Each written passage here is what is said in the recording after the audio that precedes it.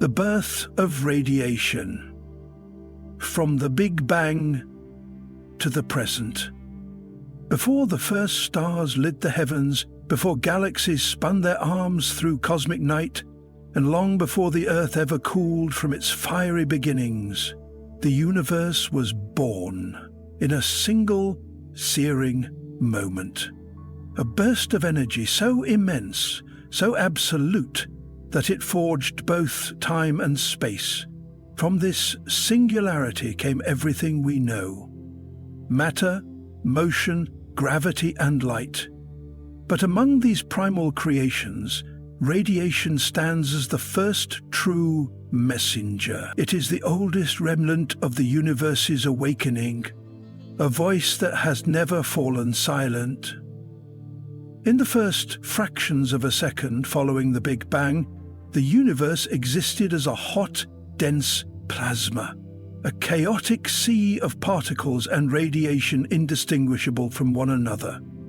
Temperatures were so high that particles such as quarks, electrons, and photons interacted constantly in a state of equilibrium.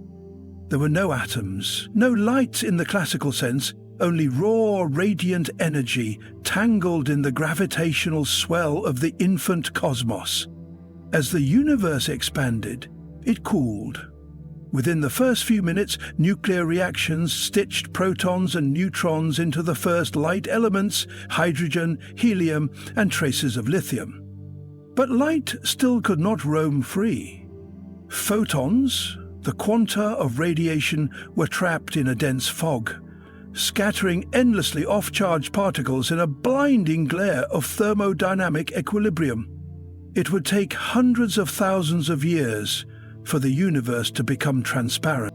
This epoch, known as recombination, marks the true birth of cosmic radiation as a traveling wave. Around 380,000 years after the Big Bang, the universe had cooled to a point where electrons could combine with nuclei to form neutral atoms.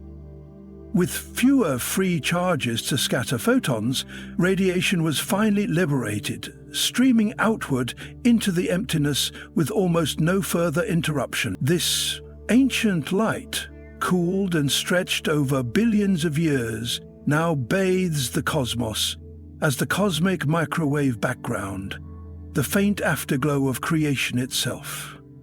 It is the most ancient light we can observe, a fossilized imprint of the moment when silence and radiation first parted ways. But radiation did not cease its work there. As gravity pulled matter into clumps and filaments, forming the scaffolding of galaxies, radiation became the instrument of cosmic evolution. When the first stars ignited, massive, short-lived giants that burned hydrogen into helium and unleashed light, they ended the cosmic dark ages. These luminous pioneers flooded the universe with ultraviolet radiation, reionizing the hydrogen that had once turned opaque. They carved spheres of light into the intergalactic medium, illuminating the early universe and paving the way for future generations of stars and galaxies. From that moment forward, radiation became both witness and sculptor. It emerged not just from stars, but from every energetic event the universe could muster. Supernovae burst forth in brilliant flashes, flooding space with high-energy photons. Black holes, far from being completely silent, emitted powerful jets of radiation as matter spiraled toward their event horizons.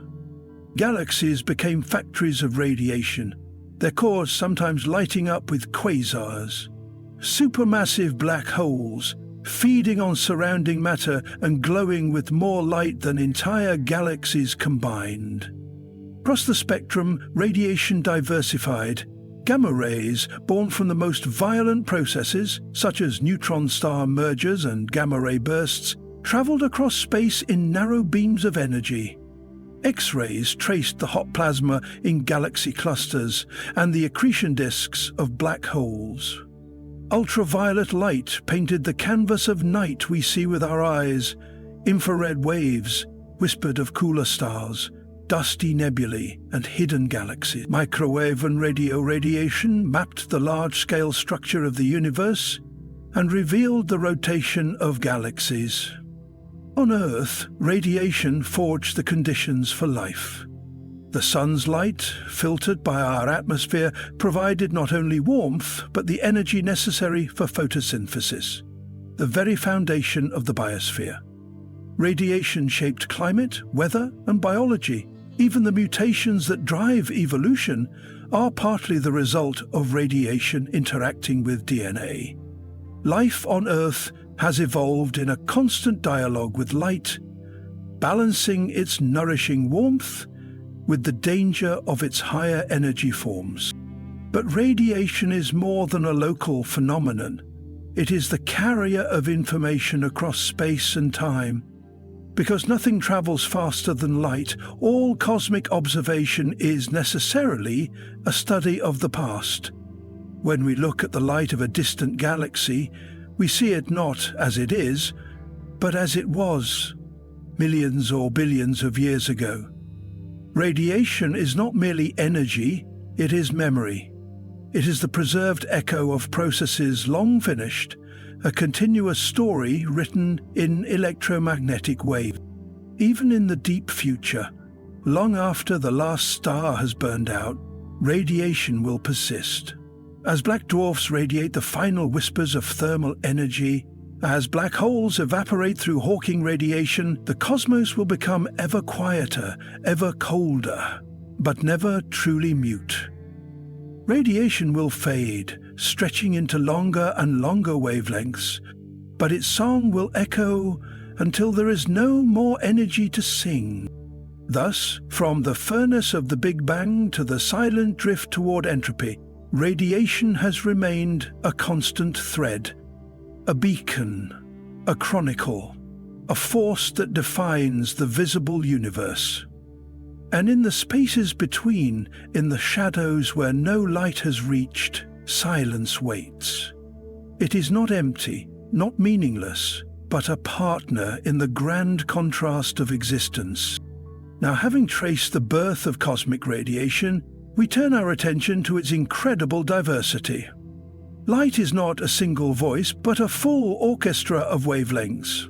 In the next chapter, we will explore the vast spectrum of cosmic radiation: gamma rays, X-rays, ultraviolet, visible, infrared, microwaves and radio waves, and how each reveals a unique facet of the universe's unfolding story. Types of cosmic radiation: gamma, X-rays, infrared, and beyond. The universe, though vast and largely silent to our ears, speaks in a language of light. But this language is not confined to what the human eye can see. In fact, visible light is only a narrow window in a much broader electromagnetic spectrum, an ancient cosmic script that stretches from the most energetic gamma rays to the faintest whispers of long wavelength radio waves. Each type of radiation carries with it a distinct story, a unique perspective on the cosmos, and reveals structures, events, and forces that would otherwise remain invisible. Understanding this radiant diversity is to decipher the full symphony of the universe. At one end of the spectrum lies gamma radiation, the most energetic and penetrating form of electromagnetic energy. Born in the heart of the most extreme cosmic phenomena, gamma rays are emitted during the collapse of massive stars in supernova explosions, in the violent mergers of neutron stars, and within the turbulent environments near black holes. These high-energy photons can travel across billions of light-years, unaffected by magnetic fields or interstellar gas. Their discovery opened a new window into the catastrophic processes that shape galaxies and scatter elements into space. Gamma-ray bursts, for instance, are among the brightest explosions in the universe, outshining entire galaxies for brief moments, and are believed to signal the birth of black holes or magnetars. Following gamma rays are X-rays, a slightly less energetic form of radiation, but no less revealing. X-rays are forged in regions of intense heat and pressure, often where matter is being compressed or accelerated to extreme speeds. The hot gas in the cores of galaxy clusters glows in X-rays, allowing astronomers to map the hidden mass of the universe and trace the influence of dark matter. Accretion disks swirling around neutron stars and black holes emit powerful X-rays as matter spirals inward, heating up to millions of degrees. X-ray telescopes, stationed far above Earth's atmosphere, peer deep into these energetic arenas, exposing the skeletal framework of the high-energy cosmos. Descending the spectrum brings us to ultraviolet light, still invisible to the human eye, but vital to the universe's evolution. Ultraviolet radiation pours out from young massive stars, sculpting the gas clouds around them and driving the chemical reactions that create complex molecules. This radiation played a central role in the reionization of the universe, a transformative epoch when the first galaxies and quasars re-energized intergalactic hydrogen, clearing the fog left from the Big Bang and restoring transparency to the cosmos. Though partially absorbed by Earth's atmosphere, ultraviolet light is crucial in studying the life cycles of stars and the environments around distant exoplanets. At the center of the electromagnetic spectrum lies visible light, the sliver of radiation humans evolved to detect. This is the light of the sun, the stars, the galaxies whose ancient glow fills our night skies.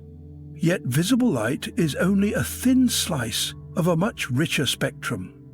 As we move to longer wavelengths, we enter the realm of infrared radiation, a domain of cooler temperatures and hidden structures.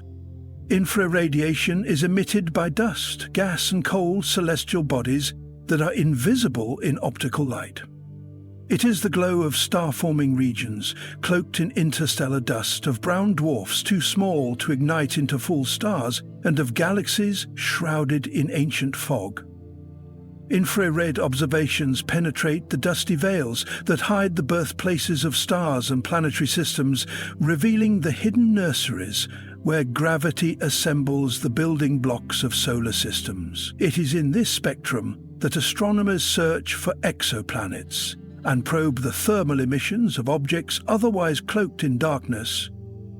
The James Webb Space Telescope, designed to see the universe in infrared, peers further back in time than ever before, capturing light from the earliest galaxies born after the Big Bang. Further down the spectrum lie microwaves, best known for their role in cooking food on Earth, but far more significant on a cosmic scale. The universe itself emits a faint, nearly uniform microwave glow, the cosmic microwave background. This relic radiation is the afterglow of recombination, a whisper from the moment the universe became transparent, and it encodes information about the structure, composition, and ultimate fate of the cosmos. Variations in the microwave background, measured with exquisite precision, have provided evidence for dark matter, dark energy, and the geometry of space-time. At the lowest energy and longest wavelengths we find radio waves, the gentlest form of electromagnetic radiation. Despite their low energy, radio waves are among the most revealing tools in astronomy. They map cold, diffuse hydrogen gas between galaxies, detect pulsars ticking like cosmic clocks, and trace magnetic fields threading through interstellar space. Some of the most iconic cosmic structures, such as radio lobes extending from active galactic nuclei, are visible only in this spectrum. Radio astronomy also drives the search for extraterrestrial intelligence. listening for signals that might pierce the veil of silence in the stars. Each form of radiation interacts with matter in unique ways. High-energy gamma and X-rays reveal violent processes and compact objects. Ultraviolet highlights the youth and ferocity of stellar evolution. Visible light offers a direct view of starlight. Infrared unveils the cold and dusty regions of creation. Microwaves preserve the memory of the universe's birth, and radio waves trace the quiet rhythms of galactic dynamics. Together, they offer a complete portrait of the universe, a cosmos radiant in all directions, across all scales. The diversity of radiation is not merely a scientific curiosity, it is the foundation of observational astronomy. Because no single wavelength can tell the whole story, astronomers use the full spectrum to piece together the history, structure, and destiny of the universe. Each photon, regardless of its energy, carries a message from its source, whether a collapsing star, a spinning pulsar, a growing black hole, or a swirling galaxy. Light, in all its forms, is the most honest storyteller in the universe. And yet, for every voice that speaks in radiation, there is an answering silence. A silence that stretches between the stars and around the edges of galaxies, where the density of matter is so low that photons pass unchallenged, and darkness persists. In the next chapter, we explore that silence, not as a void, but as a fundamental feature of the universe. What lies in the interstellar voids? And why does silence exist between the bursts of light? What secrets are held in the dark spaces where radiation fades and matter thins? It is in these silent zones that the contrast of the universe truly emerges. Silence between the stars. The nature of interstellar voids. Between the radiant voices of stars and the blazing signals of quasars, between the glowing filaments of galaxies and the swirling fury of black holes, lies something just as profound. Silence. Not the absence of existence, but the absence of radiant clamor.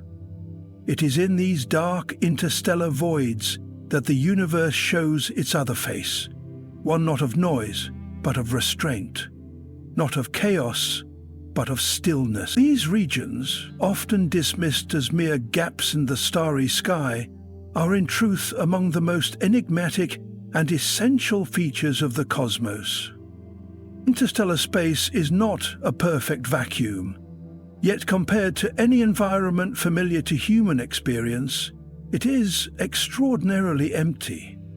In the spaces between stars, regions that can span dozens or even hundreds of light years, particles are separated by distances so vast that a single cubic centimeter may contain only a handful of atoms.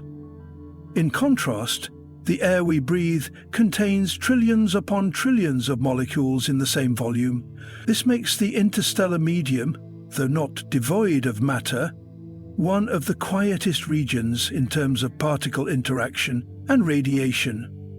But silence in this cosmic context is not only a function of emptiness, it is also a function of temperature, motion, and isolation. In the densest star-forming clouds, gas and dust clump together under the influence of gravity. These regions radiate in infrared and radio, betraying their structure through faint energy signatures. However, in the vast, diffuse expanses between these clouds, known as interstellar voids, the story changes. There, the temperature drops, interactions become rare, and radiation becomes faint or non-existent. Light may pass through, but very little is born within. This silence is not merely a passive feature, it is shaped by the life cycles of stars and the gravitational ballet of galaxies. When massive stars explode in supernovae, they sweep out nearby material, carving out vast bubbles of lower density. These supernova-blown cavities can grow to enormous sizes, bounded by shells of compressed gas but empty at their centers. These voids are essentially scars, cosmic hollows left behind by the violence of stellar death. Beyond the boundaries of individual stellar systems, the structure of the Milky Way itself contains vast regions of interstellar silence. While spiral arms are rich in gas, dust, and star formation, the spaces between them, the inter-arm regions, are marked by a relative quiet. In these zones, star formation slows, radiation dims, and gravitational activity is muted. It is within these quieter corridors that one begins to sense the vast, unspoken architecture of the galaxy. But silence, like light, carries information. The absence of radiation in certain wavelengths can tell scientists as much as its presence. By observing how light from distant stars dims or reddens as it passes through these quiet regions, astronomers can map the distribution of dust and infer the presence of otherwise invisible gas. The silence of the void becomes a negative image, a shadow etched onto the canvas of the cosmos. Moreover, interstellar voids play an essential role in the thermodynamic balance of galaxies. Without regions of low density to act as reservoirs and buffers, the cycling of gas between star formation and stellar death would break down. The silence between the stars is a kind of cosmic pause, allowing matter to cool, to settle, and to await its next transformation. In these places, molecules can form. Simple at first, like molecular hydrogen, but increasingly complex as conditions allow. It is in such cold, dark voids that the seeds of future stars and planets are sown. On a larger scale, the universe itself is structured like a web. Filaments of galaxies interlinked across vast expanses with immense voids between them. These cosmic voids, much larger than the gaps within galaxies, are the result of gravitational evolution. Matter has flowed into dense regions over billions of years, leaving behind enormous empty volumes that stretch across tens of millions of light years. These intergalactic voids are the most silent realms known. Places where galaxies are rare and radiation is thin, where the cosmic microwave background glows faintly and little else stirs. In their silence, these voids challenge our understanding of existence. They are not simply the absence of matter, but active participants in the gravitational structure of the universe. They influence how light bends, how galaxies move, and how space itself expands. Far from being voids in the dismissive sense, they are foundational to the geometry and dynamics of the cosmos. Silence, in this sense, is not nothingness. It is potential. It is the stage upon which all radiant drama unfolds. It gives meaning to contrast, allowing us to perceive not just what shines, but what does not. It is the echo of light's absence, the breath between stellar symphonies. In a universe dominated by radiation, silence is the frame, still and vast, against which the brilliance of the stars is set. And as we listen more closely to the universe, we find that even in these silent expanses, time leaves its mark. Charged particles occasionally drift through, energized by distant sources. Faint radio waves wander aimlessly across space. In some places, the silence is broken momentarily by a passing star or a rogue planet, cosmic drifters tracing paths through the dark. In others, silence remains unbroken for eons. Yet from these quiet depths, radiation inevitably returns. Somewhere, a new star forms from collapsing gas. Somewhere else, a black hole awakens with a burst of energy. Silence, it seems, is never permanent. It is always poised on the edge of change, and that change often begins in the most radiant places, the luminous nurseries of nebulae. In the next chapter, we will journey into these nebulae shaped not only by matter and gravity, but by the force of radiation pressure itself. Light becomes sculptor, silence yields to structure, and the interplay of energy and emptiness gives birth to celestial forms more intricate than any imagined by chance. Radiation pressure and the shape of nebulae. In the quiet reaches of space, where the echo of stellar birth lingers and clouds of gas drift through the void, there exists a force as subtle as it is mighty. Radiation pressure. This is not the pressure of wind or weight as we know it on Earth, but the cumulative push of light itself. Though massless, photons carry momentum, and when they strike particles of dust or gas, they exert a force. Over time, across the vast and delicate canvas of interstellar space, this force becomes sculptor, shaping the sprawling forms of nebulae into structures of breathtaking complexity. Nebulae, those ghostly clouds glowing in the night sky, are not static, featureless fogs. They are dynamic, ever-shifting regions composed of gas, plasma, and interstellar dust. Their forms can stretch for dozens or even hundreds of light years, painted in filaments, arcs, pillars, and voids. And while gravity, magnetism, and turbulence all play their roles in shaping these regions, radiation pressure emerges as one of the most powerful, yet often overlooked, shapers of cosmic art. When a massive star forms within a molecular cloud, it does not emerge quietly. Even before fusion begins at its core, the protostar radiates energy from the intense compression of matter under gravity. Once nuclear fusion ignites, the young star begins to pour out vast amounts of light and heat. This radiation sweeps outward in all directions, colliding with the gas and dust of the surrounding nebula. Every photon imparts momentum, pushing against the particles in its path. Over time, this sustained bombardment of light begins to clear away the surrounding material, carving out cavities and blowing vast bubbles through the cloud. One of the most iconic examples of this process is the Orion Nebula. In its heart lies a group of young, hot stars known as the Trapezium Cluster. These stars radiate intense ultraviolet light, which not only ionizes the surrounding hydrogen gas, causing it to glow, but also drives away the dust and cooler gas nearby. This interaction creates sharp-edged cavities, finger-like protrusions, and wispy curtains of material, all shaped by the invisible hand of radiation pressure. But this pressure does not act uniformly. The density and composition of the nebular material vary, meaning that some regions resist erosion more effectively than others.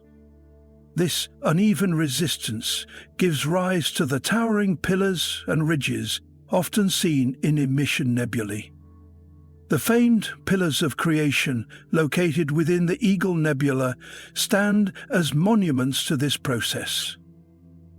Formed from denser pockets of gas that withstand the outward push of radiation, these pillars are slowly being eaten away, their edges sculpted into elaborate forms by the constant pressure of starlight. In addition to shaping structure, radiation pressure regulates star formation. As it clears away gas from young stars, it limits the amount of material available for other stars to form. In this way, light acts as both creator and limiter, forging stars even as it chokes off their siblings' birth.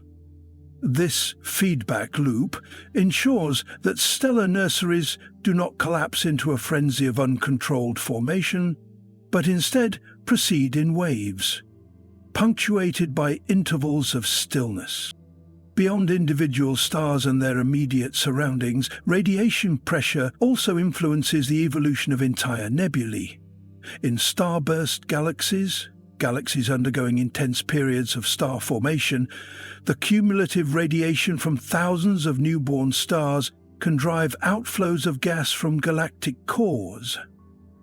These galactic winds, propelled by combined radiation pressure, can span tens of thousands of light years, stripping galaxies of their gas and halting future star formation. Here, radiation not only sculpts but governs the future of cosmic structures on grand scales. Even the color and brightness of nebulae are linked to radiation. High-energy photons ionize specific elements, causing them to emit light at characteristic wavelengths. The red glow of hydrogen alpha, the green shimmer of doubly ionized oxygen, the deep blues of helium, these spectral fingerprints emerge because of how radiation excites atoms within the gas. Radiation pressure not only pushes matter, but also awakens it, turning inert clouds into glowing tapestries of color. Yet radiation is not a one-way force. The dust and molecules it encounters reflect, absorb, or scatter the light, often sending it off in new directions. This interaction creates reflection nebulae, where the starlight does not excite the gas but is instead scattered off dust particles, bathing the region in a cool bluish hue.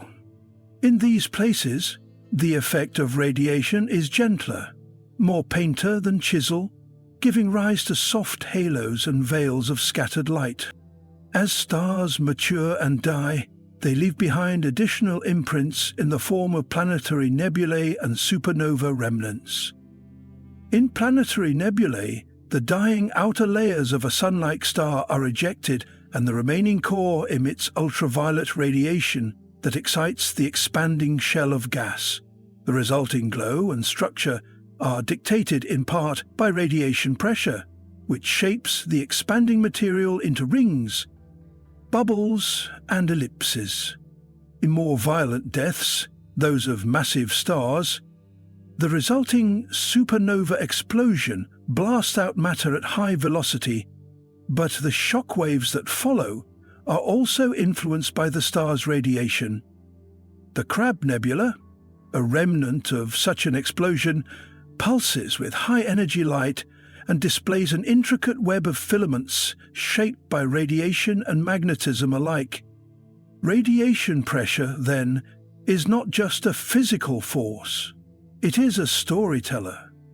It tells of birth and death, of resistance and collapse. It preserves the memory of stellar energy long after the star has dimmed. It explains the contours of distant nebulae, the brightness of their edges and the hollows in their hearts. It links the behavior of individual particles with the architecture of galactic arms. And this sculpting power of light connects to a deeper rhythm that echoes across the universe. The way stars flicker and pulse, the way their deaths imprint themselves in light, the way their spinning remnants continue to mark time in silence. From the shaped clouds of nebulae, we are drawn next to the rhythmic voices of collapsed stars, whose rotation and magnetism send out precise, repeated signals across the void. In the next chapter, we listen for these beacons, pulsars and magnetars, that emerge from the silent wreckage of stellar explosions, proving that even in death, stars can sing. Silent zones. Cold spots in the cosmic microwave background. Long after the first light of creation burst into being, when the universe was still a seething plasma of particles and photons, there came a moment of release. A moment when light could finally move freely, when electrons and protons cooled enough to bind into neutral atoms, and the universe became transparent. That ancient light still travels today. We call it the cosmic microwave background, or CMB. It is the faint afterglow of the Big Bang, and it fills every corner of space, a soft whisper of temperature spread across the sky. But within this gentle sea of uniform radiation, there are places where the whisper falters. Cold spots, silent zones, where something unusual lingers in the ancient fabric of space-time. The CMB is not perfectly smooth. It is marbled with subtle fluctuations in temperature, variations of only millionths of a degree, yet these tiny imprints hold the key to understanding the structure of the entire cosmos. These fluctuations were seeded by quantum perturbations in the earliest moments of cosmic inflation, microscopic irregularities magnified to intergalactic scales. Over billions of years, these ripples evolved into the vast web of galaxies, voids, and clusters that we observe today. Among these fluctuations are regions that are colder than their surroundings, colder than standard cosmological models can fully explain. These anomalies are not merely statistical noise. They are coherent, structured, and in some cases, deeply puzzling. The most famous among them is known simply as the cold spot, a region of sky in the southern hemisphere of the CMB map that exhibits a significant dip in temperature spanning hundreds of millions of light years. This cold spot was first detected in detail by the Wilkinson Microwave Anisotropy Probe, WMAP, and later confirmed by the Planck satellite. Its presence raised questions that ripple through cosmology to this day. Could it be a statistical fluke, an unlikely dip that arises from the chaos of random variation, or is it the sign of something more exotic? Perhaps a vast supervoid, a region of the universe underdense in matter, which cooled the passing CMB photons through a process known as the integrated Sachs-Wolf effect. In the supervoid hypothesis, photons traveling through a large, underdense region lose energy as the universe expands. They enter the void with a certain amount of energy, but due to the region's lower gravitational pull, they exit with less. The net result is a slightly colder signal on the CMB map. Some surveys of galaxy distribution have, indeed, identified a potential void in the direction of the cold spot, yet the void's size and depth do not appear sufficient to fully account for the anomaly. The silence in that region, then, remains only partially explained. More speculative theories reach beyond standard cosmology. Some propose that the cold spot could be evidence of a collision with another universe in a multiverse scenario, where our observable cosmos is but one bubble among many in an infinite inflationary field. In this view, the cold spot is the cosmic bruise left behind from a moment when two universes brushed edges, disturbing the temperature distribution of our own. Though bold and still deeply theoretical, this possibility has not been entirely ruled out. Others suggest topological defects, relics from early phase transitions in the universe's history, might be responsible. These include phenomena such as cosmic textures or domain walls, theoretical wrinkles in spacetime that could leave an imprint on the CMB. If true, their discovery would fundamentally alter our understanding of the universe's infancy and the symmetry-breaking events that shaped it. Yet amid these grand interpretations lies a humbler and perhaps more powerful realization. The silence of these cold zones speaks to the remarkable precision of the universe's early conditions. The CMB is astonishingly uniform, almost eerily so, despite the unimaginable chaos of the Big Bang. The fact that cold spots stand out at all is a testament to the underlying order woven into the fabric of space-time. These anomalies are not distractions.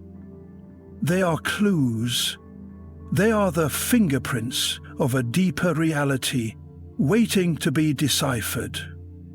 Moreover, the existence of silent regions in the CMB provides a kind of cosmic baseline.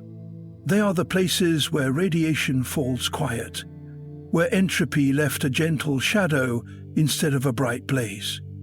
They remind us that silence is not absence, but texture, that even in the afterglow of creation, not all places shine equally. Some remember the stillness more than the spark.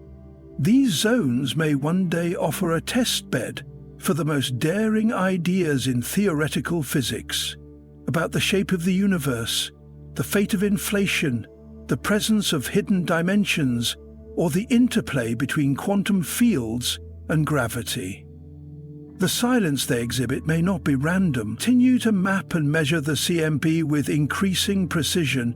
Future missions may reveal more about these zones, whether they are mere statistical quirks or cosmic relics of something deeper.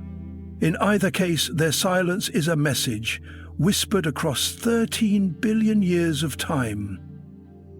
And this message, though faint, leads us next to more rhythmic voices in the night.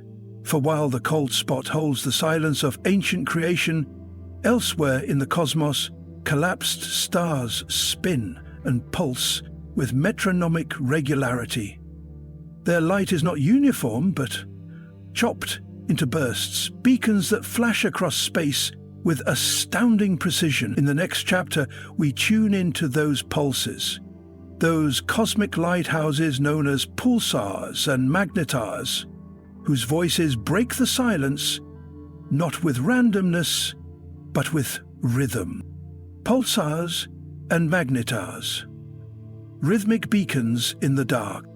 From the deep silence of cold spots in the cosmic microwave background, where the whisper of creation barely hums, we move into a vastly different kind of cosmic communication, one where silence is punctuated with stunning regularity, where the dead hearts of stars beat like ticking clocks across the darkness.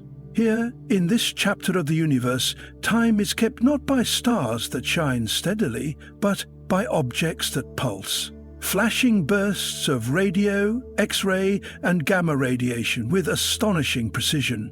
These are the pulsars and magnetars, the rhythmic beacons of the cosmos, born not in peace, but in collapse. When a massive star exhausts its nuclear fuel, the fusion at its core can no longer resist gravity. In an instant, its vast structure implodes. What remains is not a fading ember, but a neutron star, an object so dense that a single teaspoon of its material would outweigh entire cities. These remnants, though only about a dozen miles in diameter, pack more mass than an entire sun. Their birth is cataclysmic, forged in the explosive final breath of a supernova, yet what they leave behind is among the most stable and precise natural mechanisms ever discovered. Pulsars are neutral stars that rotate with intense speed, often hundreds of times per second. They emit beams of electromagnetic radiation from their magnetic poles, and because these poles are misaligned with the star's axis of rotation, the beams sweep across space like the light from a lighthouse. To a distant observer, every time the beam crosses Earth's line of sight, a pulse is detected. Hence the name pulsar. These pulses arrive with such precise timing that the first discovered pulsar in the late 1960s was initially dubbed LGM-1 for Little Green Men, due to the possibility that it might be an artificial signal. But these were no alien transmissions. Instead, they were the echoes of extreme physics, proof that matter, magnetism, and motion could conspire to create cosmic metronomes. Pulsars are powered by their rotation. As they spin, they lose energy, slowly slowing down, yet many remain remarkably consistent over vast spans of time. Some pulsars, known as millisecond pulsars, spin so rapidly and consistently that they rival atomic clocks in precision. These can serve as natural detectors of gravitational waves, as any disturbance in the fabric of space-time would subtly affect the arrival times of their pulses. The magnetar is a more volatile cousin of the pulsar. Also a type of neutron star, magnetars possess magnetic fields 1,000 times stronger than typical neutron stars. Fields so intense they can distort atomic structures and potentially fracture the crust of the star itself. These cracks release bursts of high-energy radiation, creating dramatic X-ray and gamma-ray flares that can momentarily outshine entire galaxies. While pulsars are generally stable, magnetars are erratic, violent, and unpredictable. The power of a magnetar's field is almost beyond comprehension. It is trillions of times stronger than Earth's magnetic field, strong enough that if one were located within several hundred miles of Earth, its magnetic influence would erase credit cards, disrupt all electronics, and even alter the very chemistry of human biology. Fortunately, all known magnetars are far from our solar system, and their fury remains a phenomenon to be observed, not feared. Despite their explosive origins and their fearsome energies, pulsars and magnetars are profoundly valuable to science. Pulsars, for example, have been used to confirm the existence of gravitational waves. In binary systems, where two neutron stars orbit each other, the gradual decay of their orbits, as predicted by Einstein's general theory of relativity, has been tracked by pulsar timing, providing direct evidence of energy loss via gravitational radiation. Furthermore, pulsars have enabled astronomers to map the interstellar medium. As their radio pulses pass through space, they are affected by intervening electrons, causing dispersion and delay. By analyzing these effects, scientists can infer the density and composition of otherwise invisible regions of space. In a sense, pulsars are not only beacons, they are cosmic sonar, lighting up the dark and silent regions they pass through. And as navigational tools, pulsars may one day guide interstellar spacecraft. Their precise signals could serve as a kind of galactic GPS, allowing ships to locate themselves anywhere in the Milky Way with incredible accuracy. NASA has already tested this idea with the NISA mission aboard the International Space Station, which demonstrated autonomous positioning using X-ray pulsars, an extraordinary echo of how ancient sailors, once navigated by the stars, now translated to the vast distances between them. Yet the beauty of pulsars and magnetars goes beyond utility. They are evidence of nature's ability to create order from chaos, to forge rhythm from the wreckage of collapse.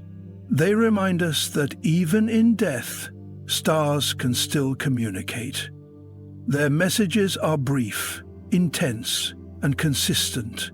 Where the cold spots of the cosmic microwave background speak in stillness, these remnants speak in staccato bursts. Both are voices of the cosmos, just tuned to different registers. And these rhythmic voices mark more than just their presence. They mark time itself. They measure the age of the remnants around them, signal the presence of companion stars, and trace the expansion of the universe. They pulse on, regardless of who listens, etching their presence into the background of space like an ancient drumbeat echoing across an empty desert. As we continue our journey through the contrast of cosmic light and silence, the next stage brings us to echoes of a different kind, reflections of past brilliance that still flicker in space long after the source has dimmed. Light echoes, formed in the aftermath of supernovae. Light echoes are not sounds, And they are not signals in the conventional sense. They are delayed reflections of light itself, shadows of brilliance ricocheting through space long after the source of that light has gone silent. In them, the universe holds on to memory, preserving in faint flickers the grandeur of cataclysm. When a supernova erupts, a violent end to a massive star, it does so with explosive brightness. In mere moments, it can outshine its host galaxy, casting its brilliance across thousands of light years. But unlike the sound of an explosion, which fades in seconds and requires a medium to travel, light does not vanish so easily.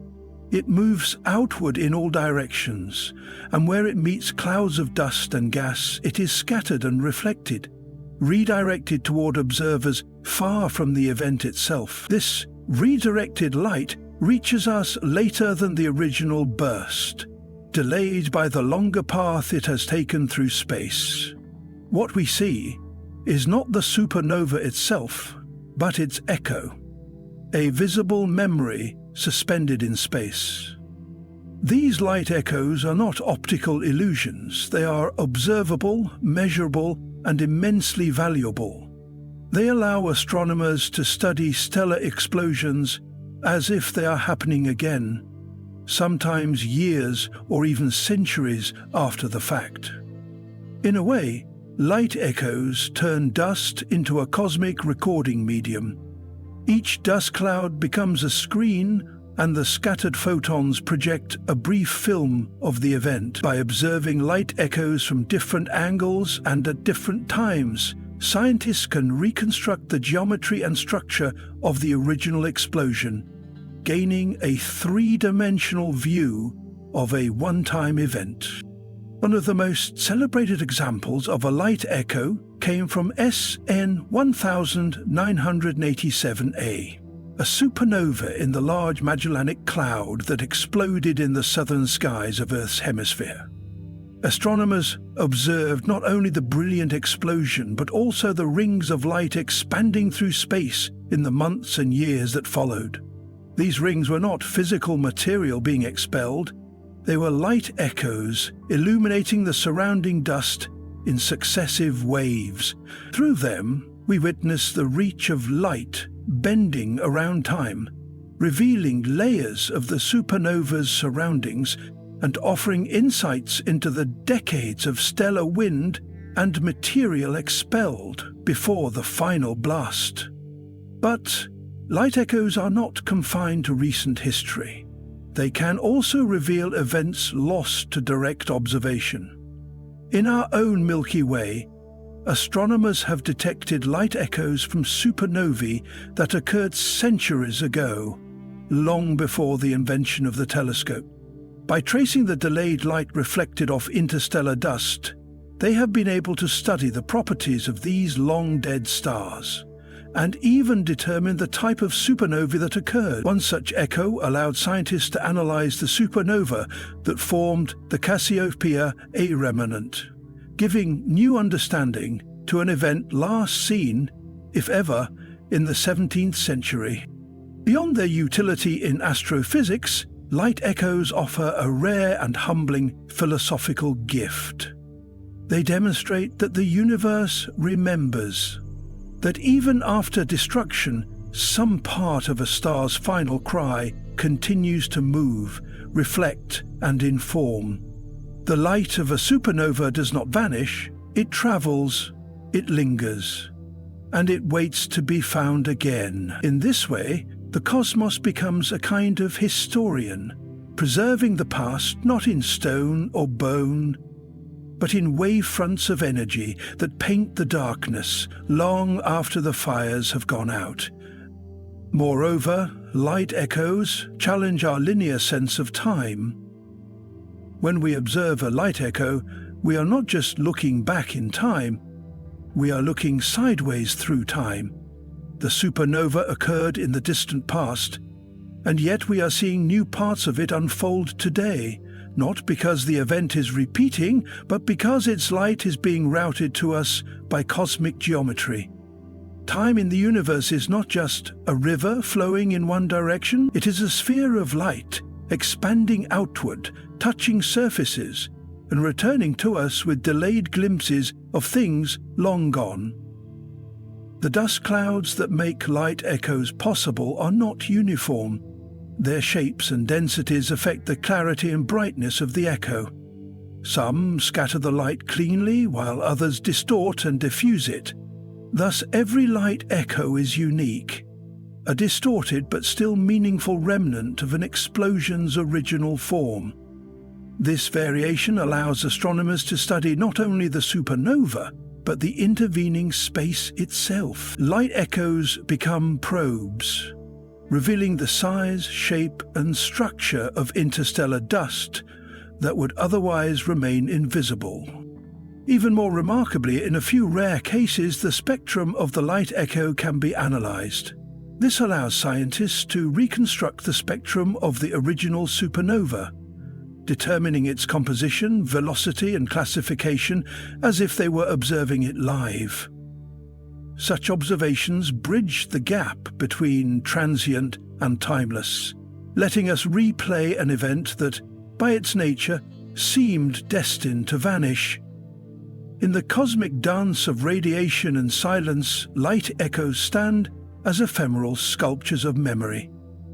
They are not constant beacons like pulsars, nor are they as quiet and still as the cold spots of the CMB.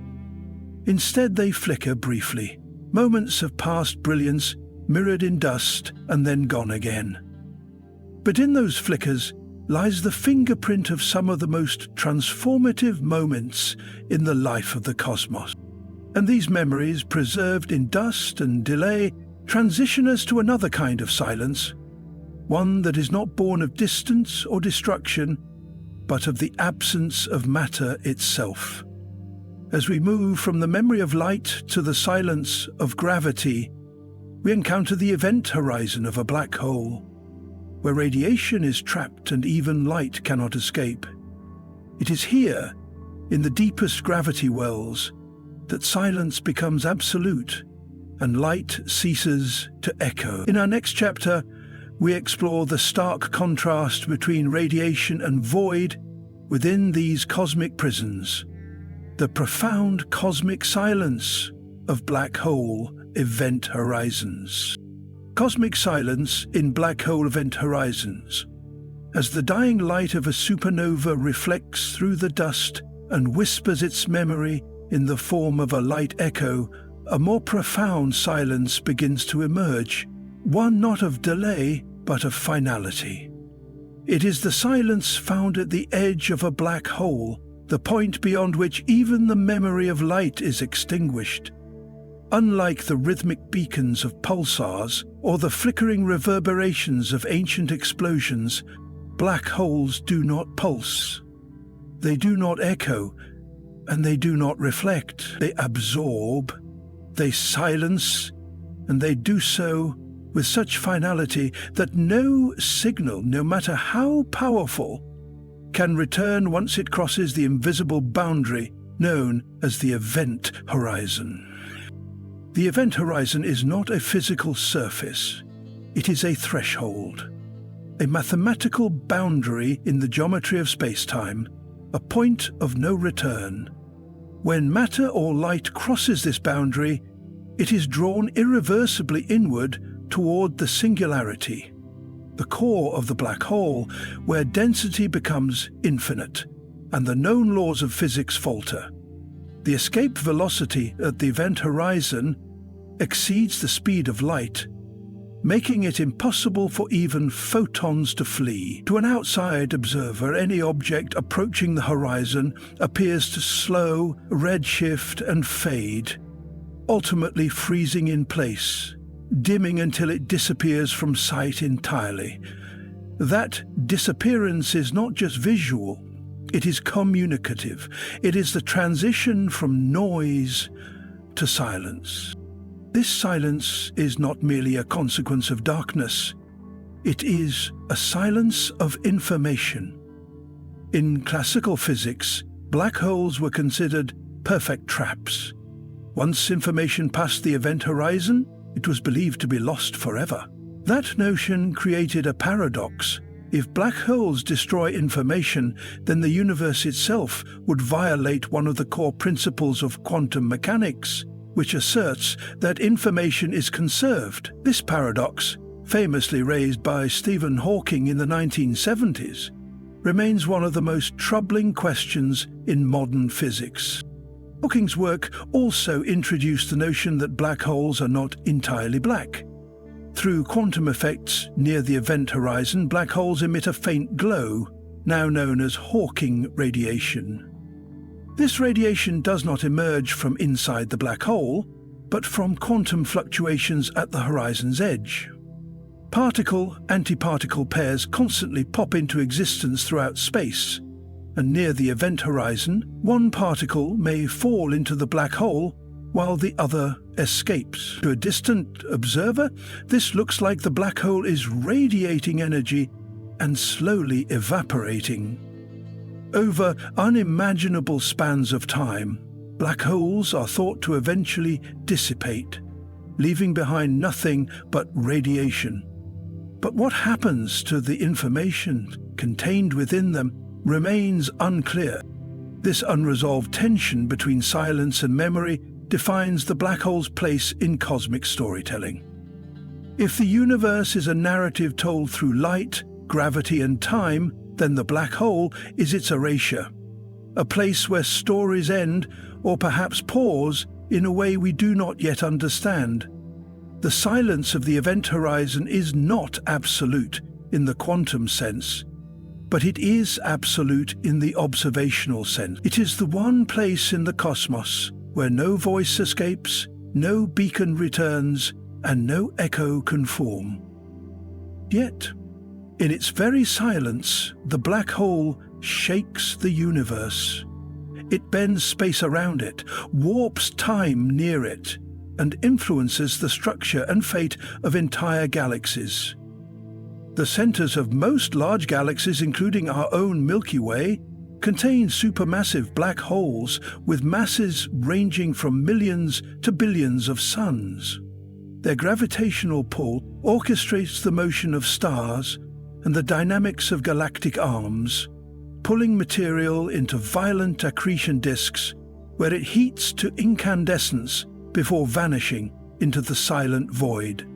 The paradox of black holes lies in their duality. They are both destroyers and creators. They extinguish light, yet shape light's path. They erase information, yet hold clues to a deeper physics, perhaps even a theory of quantum gravity that unites the seemingly incompatible realms of general relativity and quantum mechanics. Some physicists now speculate that black holes do not destroy information but encode it on the surface of the event horizon, a concept tied to the holographic principle. In this view, all the information swallowed by a black hole is preserved, not in its interior, but in a two-dimensional pattern at its boundary, as if the cosmos writes its secrets in layers of shadow. This opens an eerie philosophical mirror. The silence of the black hole may be illusory. What we perceive as absence might in fact be encoded presence.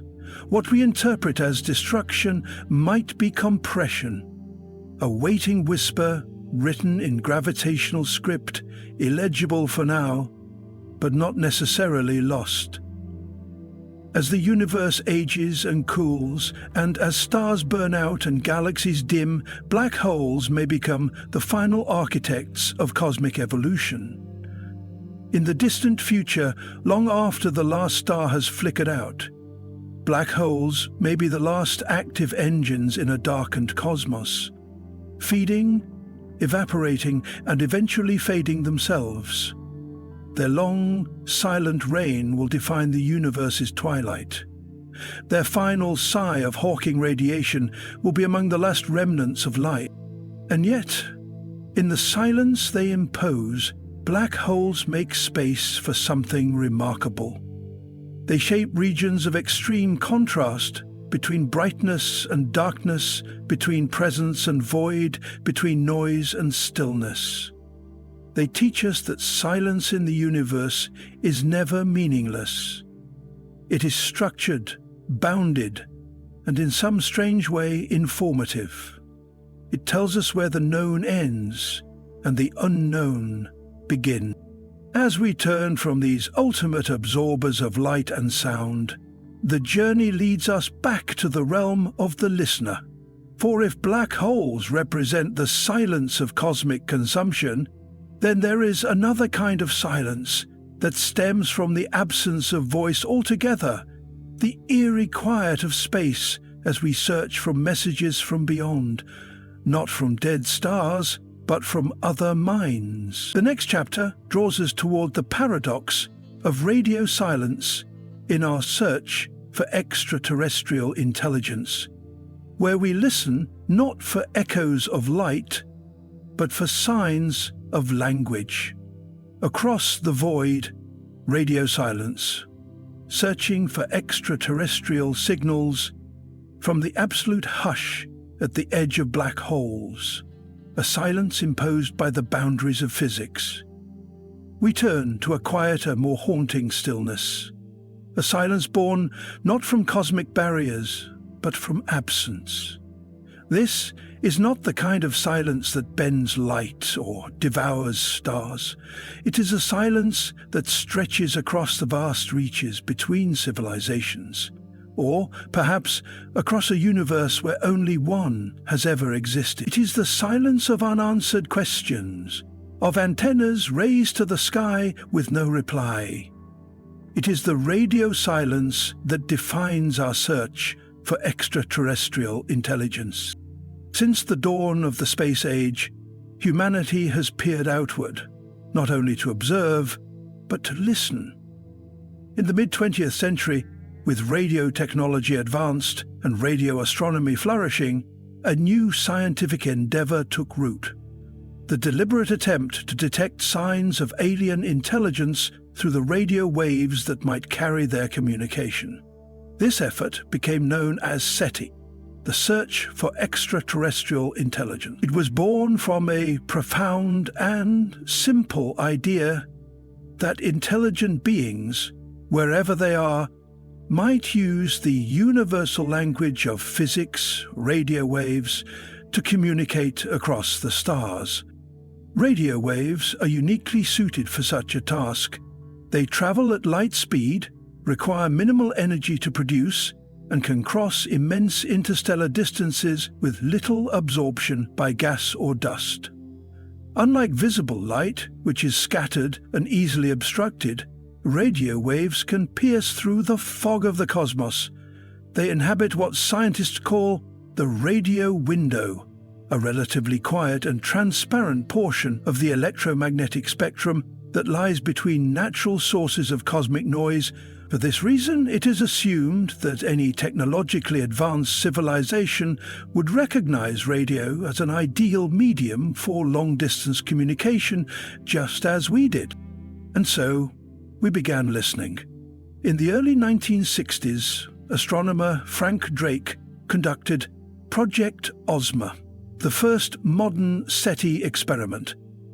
Using a radio telescope in Green Bank, West Virginia, he tuned in to two nearby stars, Tau Ceti and Epsilon Eridani, hoping to catch a whisper of intelligent life. Though nothing was heard, the project marked a turning point. It showed that science could pursue the question of life beyond Earth not through speculation or fantasy, but through observation and method.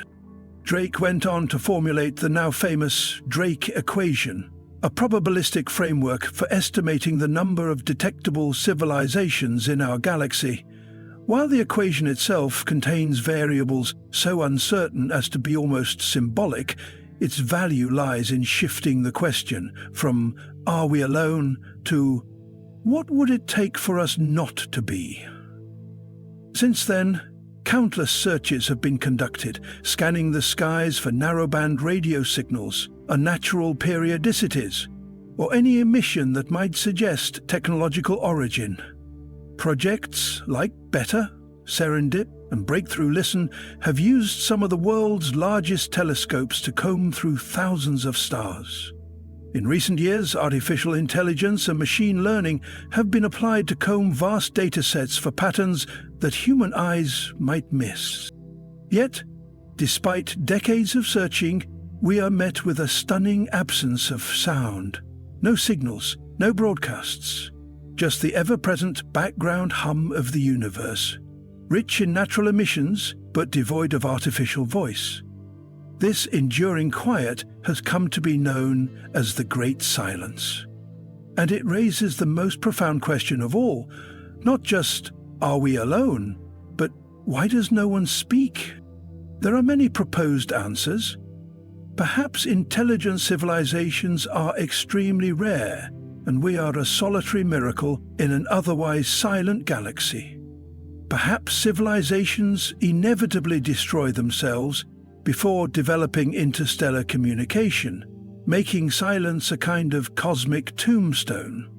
Or perhaps they are out there but do not use radio, having moved on to technologies beyond our understanding or deliberately choosing not to announce themselves. Others suggest the zoo hypothesis, that Earth is being deliberately avoided or quarantined, watched by advanced observers who choose not to interfere. There is also the problem of time. The window during which a civilization might use radio for communication could be brief, mere centuries out of millions of years. If two civilizations do not overlap in time, even if they exist in the same galaxy, they may never connect. The silence, then, would not mean absence, it would mean missed opportunity. Despite these challenges, the search continues, driven by a belief that silence is not final, only temporary. In a universe so vast, containing hundreds of billions of galaxies, each with hundreds of billions of stars, it feels statistically improbable that intelligence has bloomed only once. Yet, the silence remains stubbornly intact. The paradox becomes sharper when we consider how noisy Earth has become. For over a century, we have been leaking signals into space. Television broadcasts, military radar, satellite communications. These signals have now traveled more than 100 light-years in all directions, forming an expanding shell of artificial radiation that announces our presence. Any civilization within that bubble, equipped with sensitive enough instruments, could detect us, and still no reply has come. Some propose that we should do more than listen, that we should speak. This approach, known as METI, messaging to extraterrestrial intelligence, argues that we should actively broadcast our existence with purpose and clarity. A few such messages have already been sent. The Arecibo message in 1974, a binary-coded interstellar postcard.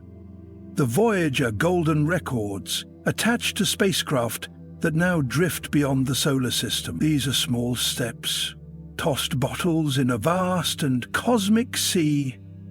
But speaking brings its own concerns. What if we alert a dangerous intelligence? What if silence is not ignorance, but a strategy for survival? The tension between hope and caution hangs heavy over our efforts to pierce the cosmic quiet. For some, the silence is reassuring, proof that danger has not yet found us. For others, it is tragic. Evidence that we remain unheard in a universe that may be rich with listeners. The radio silence, then, is not just a technical void, it is a philosophical mirror. It reflects our longing for connection, our fear of solitude, and our curiosity about what lies beyond. It challenges us to think about what it means to be intelligent, to communicate, and to exist in time. And so, with dishes pointed skyward and algorithms scouring the static, we wait, listening, always listening, for even a single artificial signal, One deliberate pulse amid the cosmic background would transform our understanding of existence. It would mean we are not the only voice to emerge from the dark. As we leave behind the long, empty frequencies of interstellar silence, the journey brings us back to more familiar, quieter realms, places close to home, where silence is not alien but natural. In our next exploration, we examine the airless surfaces of the Moon and other barren worlds, where silence is not metaphorical or philosophical, but physical and absolute. A silence born not of absence, but of atmospheric void. An environment where sound itself cannot exist. The quiet of the Moon and other airless worlds. In the long, uncertain search for voices beyond Earth, our instruments reach across vast light years. But after drifting through the deep hush of space, through the silence of black hole horizons and the unanswered frequencies of alien possibility, we arrive at a different kind of silence. Closer, more intimate, and far more absolute. This is not the cosmic silence of questions unanswered, but the physical silence of a place where sound simply cannot be. It is the quiet of the Moon, and of every other world where air has never stirred. The Moon, our nearest celestial neighbour, has been a symbol of mystery for millennia. From myth and poetry to the cold measurements of science, its pockmarked surface has fascinated humanity across every generation. Yet it was only when astronauts first set foot upon it that we truly encountered its quiet. When Neil Armstrong and Buzz Aldrin walked the lunar surface in July of 1969, they found not only a place of barren beauty, but a world utterly without sound. Their voices, their footsteps, the crackle of tools, all these existed only through the radios in their helmets. Outside their suits, the environment was perfectly silent. This silence arises from the Moon's most defining absence, its lack of atmosphere. Sound requires a medium, molecules of gas, liquid or solid, to vibrate and carry energy. Without air, there is no vibration and thus no sound. The Moon, with only the thinnest traces of exosphere particles, provides no such medium. It is a world where motion exists without noise, where violence erupts in silence, and where every impact, however violent, leaves only a mark, not a sound. Meteorites regularly strike the Moon, leaving behind craters and throwing up regolith in plumes of dust. These impacts can be massive, capable of reshaping entire regions of the surface. Yet each is a silent explosion. The energy released cannot travel through a vacuum, and so the cosmic violence plays out with mute finality. Seismic sensors placed by Apollo missions recorded the Moon's quakes, some lasting nearly an hour. But these were captured through direct contact, not airborne sound. Even the Moon's ringing like a bell, as some described its seismic response, was a vibration felt, not heard. The Moon is not alone in its silence. Across the solar system, many worlds echo this acoustic void. Mercury, scorched by the sun and blasted by radiation, is another airless orb where silence rules. Its rocky surface may crack and shift under extreme temperature changes, but these sounds never leave their source. Its proximity to the sun makes it an intense, hostile place. But even in its furnace-like conditions, there is no noise. Further out, we find the moons of Mars, Phobos and Deimos, small, irregular rocks tumbling through Martian skies. They are too tiny and too fragile to hold atmospheres. Silence surrounds them. On Europa, the icy moon of Jupiter, and on Enceladus, the Giza-spewing jewel of Saturn, vacuum dominates the surface, although both worlds show signs of subsurface oceans. Their outer shells remain hushed, and airless, even their geysers. Magnificent plumes of water vapor and organic molecules shooting into space erupt into nothingness, creating no splash, no roar, only visual spectacle. On Pluto, where sunlight is so faint that daytime resembles Earth's twilight, the silence is nearly complete. Its tenuous atmosphere, mostly nitrogen, collapses and condenses when it moves farther from the sun, forming a world so still, so distant, that any sound would struggle to find a carrier. The dwarf planet lives in acoustic stillness, broken only by the dreams of telescopes that once glimpse its icy heart. What does this silence teach us? On Earth, we are surrounded by a world saturated with sound. Wind through trees, waves crashing on shorelines, birdsong at dawn, thunder splitting clouds. All these experiences are mediated by air. Sound is a constant companion, but when we journey into space, we must leave behind this sonic world.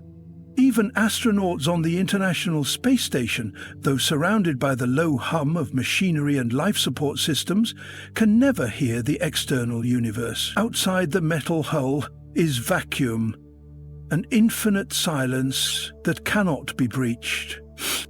In airless worlds, silence becomes a scientific asset. Without atmospheric interference, observations of cosmic radiation, solar particles, and the interplanetary medium become clearer. The Moon's far side, for instance, has long been proposed as a prime location for a radio observatory, shielded from Earth's electromagnetic noise. In that enduring silence, we might finally hear the quiet murmurs of the cosmos, unfiltered, if not by sound, then by signal. Yet there is also a profound psychological dimension to this quiet. For future explorers and settlers of other worlds, the absence of ambient noise could become disorienting, even haunting. On Earth, our brains are trained to interpret sound as a constant background of meaning and safety. Remove that layer, and the environment becomes alien in the most visceral sense. To hear nothing at all, even when moving, hammering, or falling.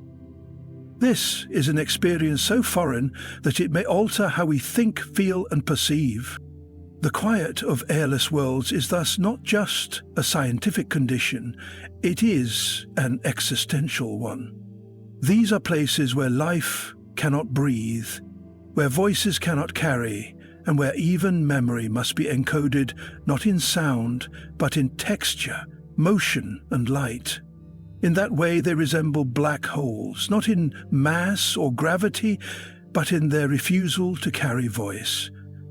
Yet unlike black holes, these worlds are open to us.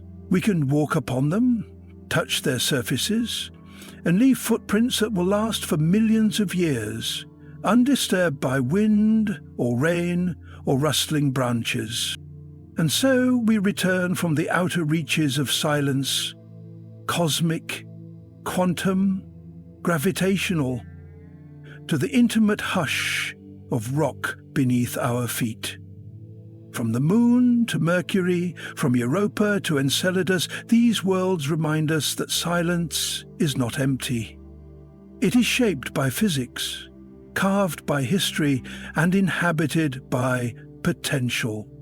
As we continue to explore these silent frontiers, we find that even in places where no sound can live, radiation does not rest. For while sound needs a medium, energy does not. Worlds without voices are still bathed in radiation, bombarded by solar wind, bathed in magnetic flux, cloaked in invisible belts of charged particles. In our next exploration, we travel deeper into this unseen realm, to the radiation belts surrounding planets, zones of violent energy dancing in silence, shaping life, threatening machines, and protecting worlds. Radiation belts around planets. Emerging from the total silence of airless worlds, we now confront a realm that is anything but quiet. Not in sound, but in energy. Though the vacuum of space forbids the vibration of molecules, it does nothing to still the storms of invisible radiation that wrap themselves around planets. These radiation belts are not static structures, but seething, shifting zones of energetic chaos. Unseen to the eye and inaudible to the ear, they are nevertheless crucial players in the evolution of planetary environments, the survival of spacecraft, and perhaps even the flourishing of life itself. The best-known radiation belts in our solar system are the Van Allen belts, named after American physicist James Van Allen, whose team discovered them in the late 1950s during the early years of the space race. Using data from the first American satellite, Explorer 1, scientists realized that Earth was surrounded by powerful bands of trapped, charged particles, mainly protons and electrons, held in place by our planet's magnetic field. These belts form toroidal or donut-shaped zones that extend thousands of miles above the surface, rotating and fluctuating with solar activity and geomagnetic storms. But what exactly are these belts, and why do they form? To answer that, we must consider the nature of planetary magnetic fields and the flow of solar wind. Our Sun constantly emits a stream of charged particles, plasma that races outward in all directions at supersonic speeds. When this stream of solar wind encounters a planet with a magnetic field, it is deflected and redirected, but some of these particles become trapped within the field, spiraling along magnetic lines and bouncing between the poles. Over time, these trapped particles accumulate, forming dense, energetic belts. Earth's magnetic field, generated by the dynamo effect of its liquid outer core, acts as both shield and snare. It protects the surface from deadly solar and cosmic radiation, yet in doing so, it creates regions where radiation becomes intensely concentrated. The inner Van Allen belt, located a few thousand miles above Earth, contains high-energy protons likely formed from the decay of cosmic ray interactions with the atmosphere. The outer belt, extending tens of thousands of miles farther, contains primarily electrons from solar wind. These belts can swell or shrink dramatically depending on solar storms, which inject new energy and reshape their boundaries. For decades, these radiation belts remained largely abstract to the public, but to engineers and astronauts, they became very real obstacles. Any spacecraft passing through these zones must be shielded from particle bombardment, which can fry electronics, degrade solar panels, and endanger human health. The Apollo missions, for instance, carefully plotted flight paths to minimize exposure during transit through the Van Allen belts, using speed and trajectory to limit astronauts' time in the danger zone. Even modern satellites in high orbits must account for the belt's influence, with many placed in geostationary orbit outside the most intense regions. Yet Earth is not alone in this phenomenon. Other magnetized planets, especially the gas giants, have radiation belts of far greater magnitude. Jupiter, the largest planet in the solar system, possesses a magnetic field 10 times stronger than Earth's, and its radiation belts are correspondingly immense. These belts are so intense that they pose a serious hazard to spacecraft. The Galileo probe, which orbited Jupiter in the 1990s and early 2000s, experienced repeated damage to its electronics. Even with hardened shielding, parts of the spacecraft degraded under constant bombardment. Jupiter's belts are fueled not only by solar wind, but also by material from its volcanic moon, Io. Io is the most geologically active body in the solar system. and its eruptions hurl sulfur and other elements into space, which become ionized and swept into Jupiter's magnetosphere. There they are accelerated to high energies, adding mass and fury to the radiation environment. In this way, moons and planets can interact in profound, dynamic ways, building electromagnetic ecosystems that are anything but silent. Saturn too possesses radiation belts, though less intense than Jupiter's. Uranus and Neptune have magnetic fields that are oddly tilted and offset, producing radiation belts of unusual shape and behavior. Each of these planetary systems presents its own electromagnetic puzzle, revealing the deep connection between magnetic fields, rotation, internal structure, and cosmic radiation. But radiation belts are not just hazards. They also protect. By absorbing and deflecting energetic particles, they create a buffer zone between the solar wind and the planet's atmosphere. Without this shield, Earth might have lost its atmosphere long ago, stripped away by unrelenting solar pressure, as seems to have occurred on Mars. Mars, with only a patchy and weak magnetic field, lacks global belts and suffers continual atmospheric loss. Its thin air and dry surface are a reminder of what happens when magnetic protection fails. In studying radiation belts, we are not merely cataloguing another cosmic phenomenon. We are probing the mechanisms that shape habitability itself.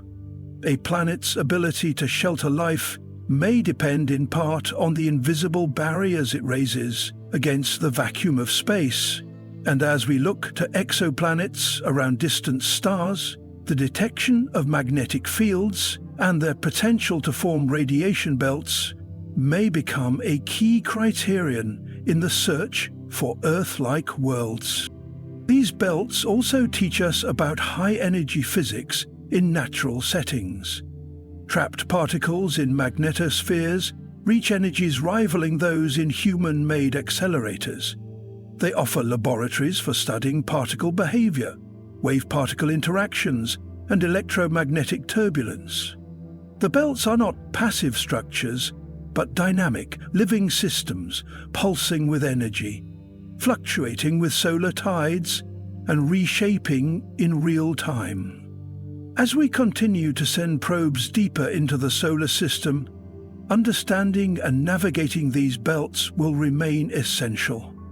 They are at once guardians and gauntlets, defensive rings that protect planets while threatening intruders. In the quiet vacuum of space, they are among the most active and violent regions, invisible to the eye but deadly to unshielded life. From these radiation belts we trace an arc back toward the very heart of stellar death and rebirth. For while radiation belts surround living planets, light and silence continue their eternal struggle within stars reaching their end. In our next chapter, we delve into that final interplay, the dance of radiation and silence in the death of stars, where light flares and fades, and the universe writes its most poetic elegy in thermonuclear fire and gravitational collapse. The interplay of light and silence in the death of stars. From the swirling bands of radiation that encircle living worlds, our journey now descends into the very heart of stellar mortality. Here, where a star's life draws toward its final curtain, the universe stages one of its most sublime performances. An interplay of brilliance and stillness, of violent energy and solemn quiet. This is not merely the end of a celestial body. It is a cosmic ritual where light explodes into being only to be smothered by silence. In the death of stars, the universe writes its most luminous farewells and its most eternal silences. The life cycle of a star begins in dust and gas, but it ends in fire and collapse. As hydrogen fuel is exhausted in the core, fusion slows and the delicate balance that holds the star in equilibrium begins to fracture. The outward pressure generated by nuclear reactions, which for eons has fought against the crushing inward pull of gravity, falters. Gravity wins, and when it does, it doesn't just draw the curtain, it tears it down. Depending on its mass, a star's death can take several forms, each marked by a distinctive choreography of light and silence. Low-mass stars like our Sun die quietly, shedding their outer layers in slow, ghostly pulses, leaving behind a white dwarf, an ember of stellar memory. These planetary nebulae, as they are called, expand into space like cosmic jellyfish, glowing faintly as a rain, as cluster-up glacier, from crimson, as yellow for far and crimson. For a time, these structures radiate with beauty, illuminating the stellar corpse within. But eventually the light dims, the gas disperses, silence returns. The white dwarf cools, dimming over billions of years into a black dwarf, a body so inert it becomes indistinguishable from the dark it occupies. But massive stars take another route. Their deaths are anything but quiet. When iron accumulates in their cores, a substance fusion cannot further transform, the energy balance collapses catastrophically. In a fraction of a second, the core implodes. Then, in one of nature's most violent acts, a shockwave blasts outward, tearing the star apart in a supernova. This is among the brightest events in the universe. One star, for a brief time, can outshine an entire galaxy. Light pours across the cosmos, carrying with it the chemical legacy of the star. Carbon, oxygen, silicon, iron, and beyond. Elements that will one day seed new stars, planets, and perhaps even life.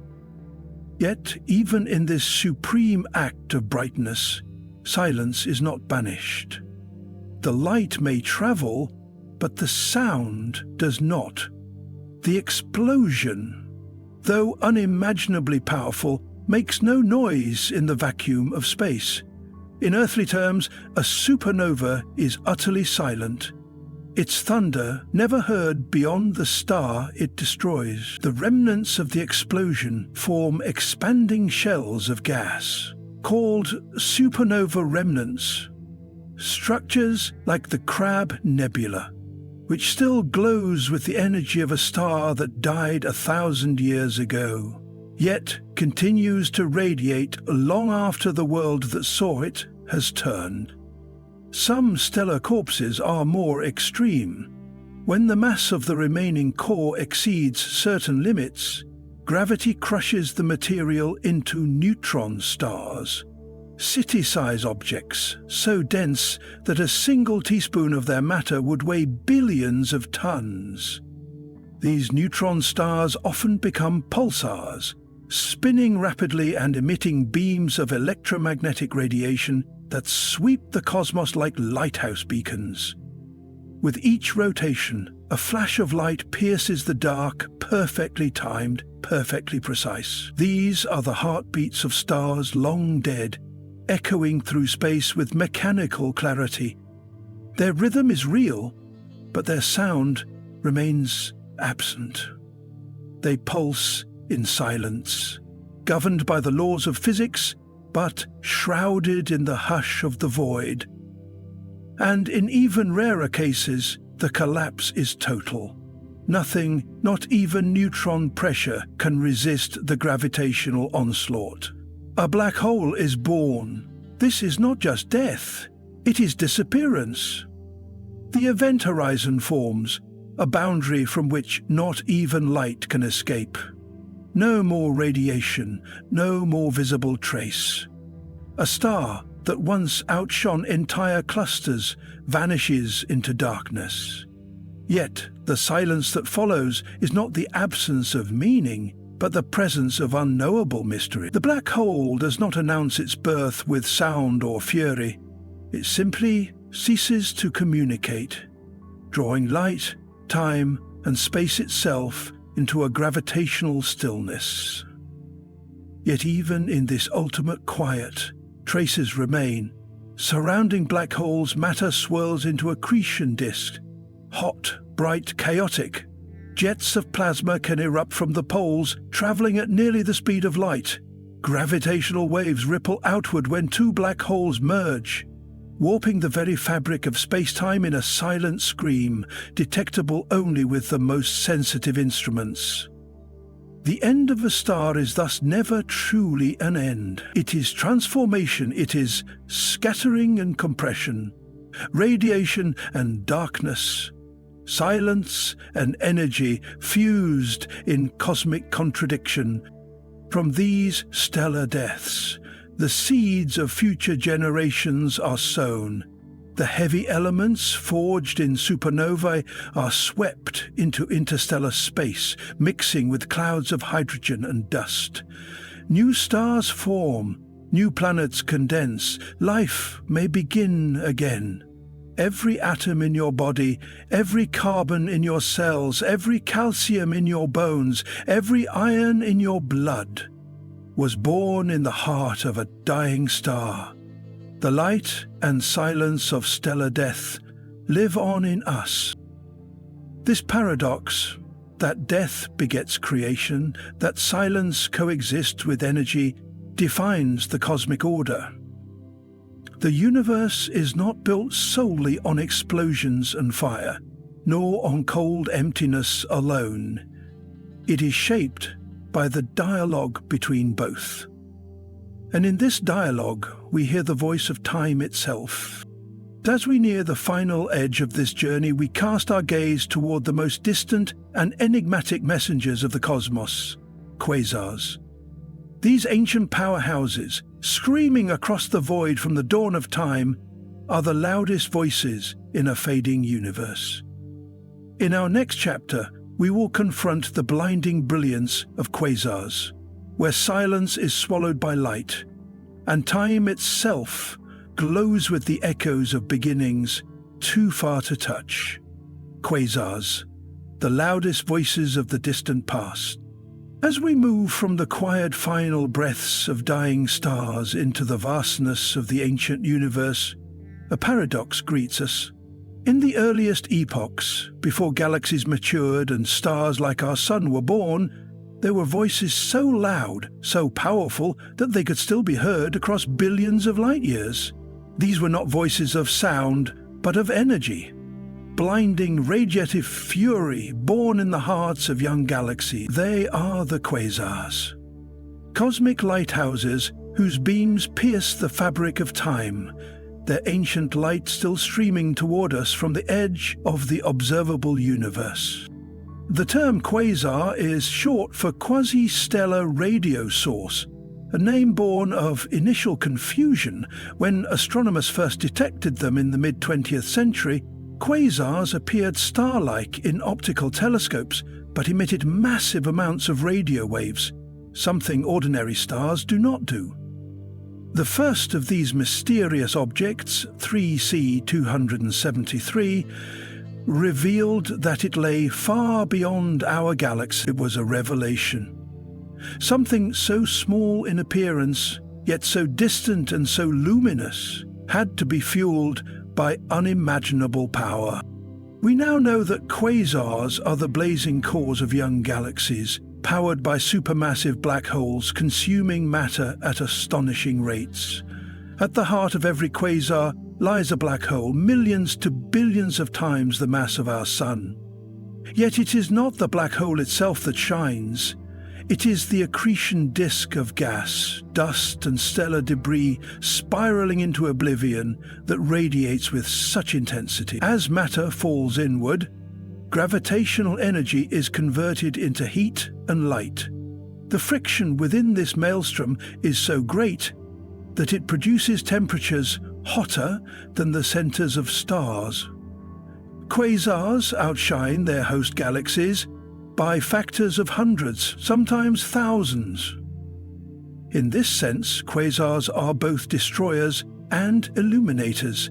They consume matter but emit light. They are symbols of entropy and energy simultaneously. They are where silence meets its greatest challenge, the roar of radiation so vast it travels across time itself. For the light we observe from quasars today was emitted when the universe was a fraction of its current age. Some quasars we see now shone forth less than 1 billion years after the Big Bang. Their light has been crossing space ever since, carrying with it messages from an era before Earth existed, before the Milky Way had fully formed. But quasars do not last forever.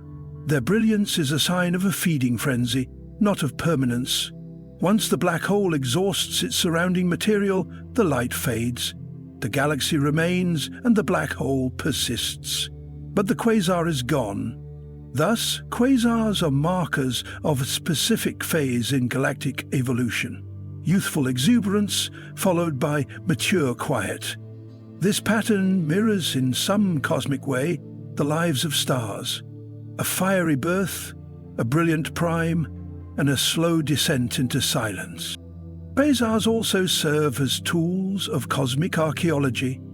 Because of their distance, they allow astronomers to probe the early universe. As their light passes through intergalactic space, it is absorbed by gas clouds, leaving fingerprints, absorption lines, that reveal the composition, temperature, and motion of matter billions of years ago. In this way, quasars illuminate not just their own galaxies, but the entire path between them and us. They act as backlights for the universe's structure, exposing the invisible filaments of gas and dark matter that connect galaxies across vast cosmic webs. In terms of energy output, quasars are unmatched. A single quasar can emit more energy in 1 second than our entire solar system will produce in its lifetime. And yet this energy does not explode outward evenly. Quasars often direct their emissions along narrow jets, focused beams of particles and radiation that stream outward at near-light speeds. These jets can stretch for hundreds of thousands of light-years, impacting nearby galaxies, heating gas, and quenching star formation. In this way, quasars do not merely shine. They sculpt. They influence the environments around them, regulating the growth of galaxies and the emergence of stars. Despite their ancient origin, quasars may also hold clues to our future. Some theories suggest that if the universe continues to expand, the only visible objects billions of years from now will be quasars, whose light has taken that long to arrive. In that distant era, civilizations, if any still exist, may gaze up and see a sky dominated not by familiar stars and galaxies, but by the fading echoes of quasars. These glowing remnants would become the last storytellers of a cosmos growing dim. Quasars also invite philosophical reflection. They embody extremes of brightness, distance, time, and power. They are voices from an epoch where the universe was violent and unshaped, yet they tell a tale of order emerging from chaos, of structure rising from a sea of hydrogen and helium. They connect us to the beginning, not just through light, but through the elements they helped distribute, the galaxies they influenced, and the questions they continue to pose. Their very existence challenges our understanding of time. Light from a quasar may take 10 or 12 billion years to reach us, yet we see it now, as if its past is our present. In observing a quasar, we are not merely looking across distance, we are looking across time, peering into a universe that no longer exists in that form. The light has endured, while the source may have long faded into silence. In this way, the cosmos preserves memory through radiation. Silence may come, but it never arrives without a whisper of what once was. As the voices of quasars grow fainter across the cosmic sea, we look toward an even more profound stillness. An absence so total it approaches the cessation of existence itself. What happens to energy, to light, to motion, when the universe can no longer sustain them? In the next chapter, we turn to a realm colder than any we know, a place beyond the reach of radiation, the strange frontier of absolute zero and the absence of radiant energy, where silence is not just a lack of sound, but the absence of becoming. Absolute zero and the absence of radiant energy. The universe, in all its brilliance, has never stopped emitting light, from the blazing fires of the earliest quasars to the soft whisper of the cosmic microwave background.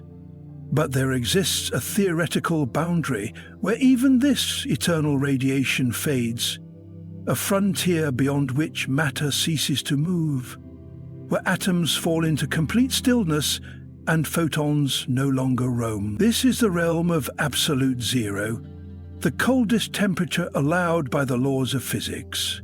And in its silent dominion, radiant energy surrenders to the void.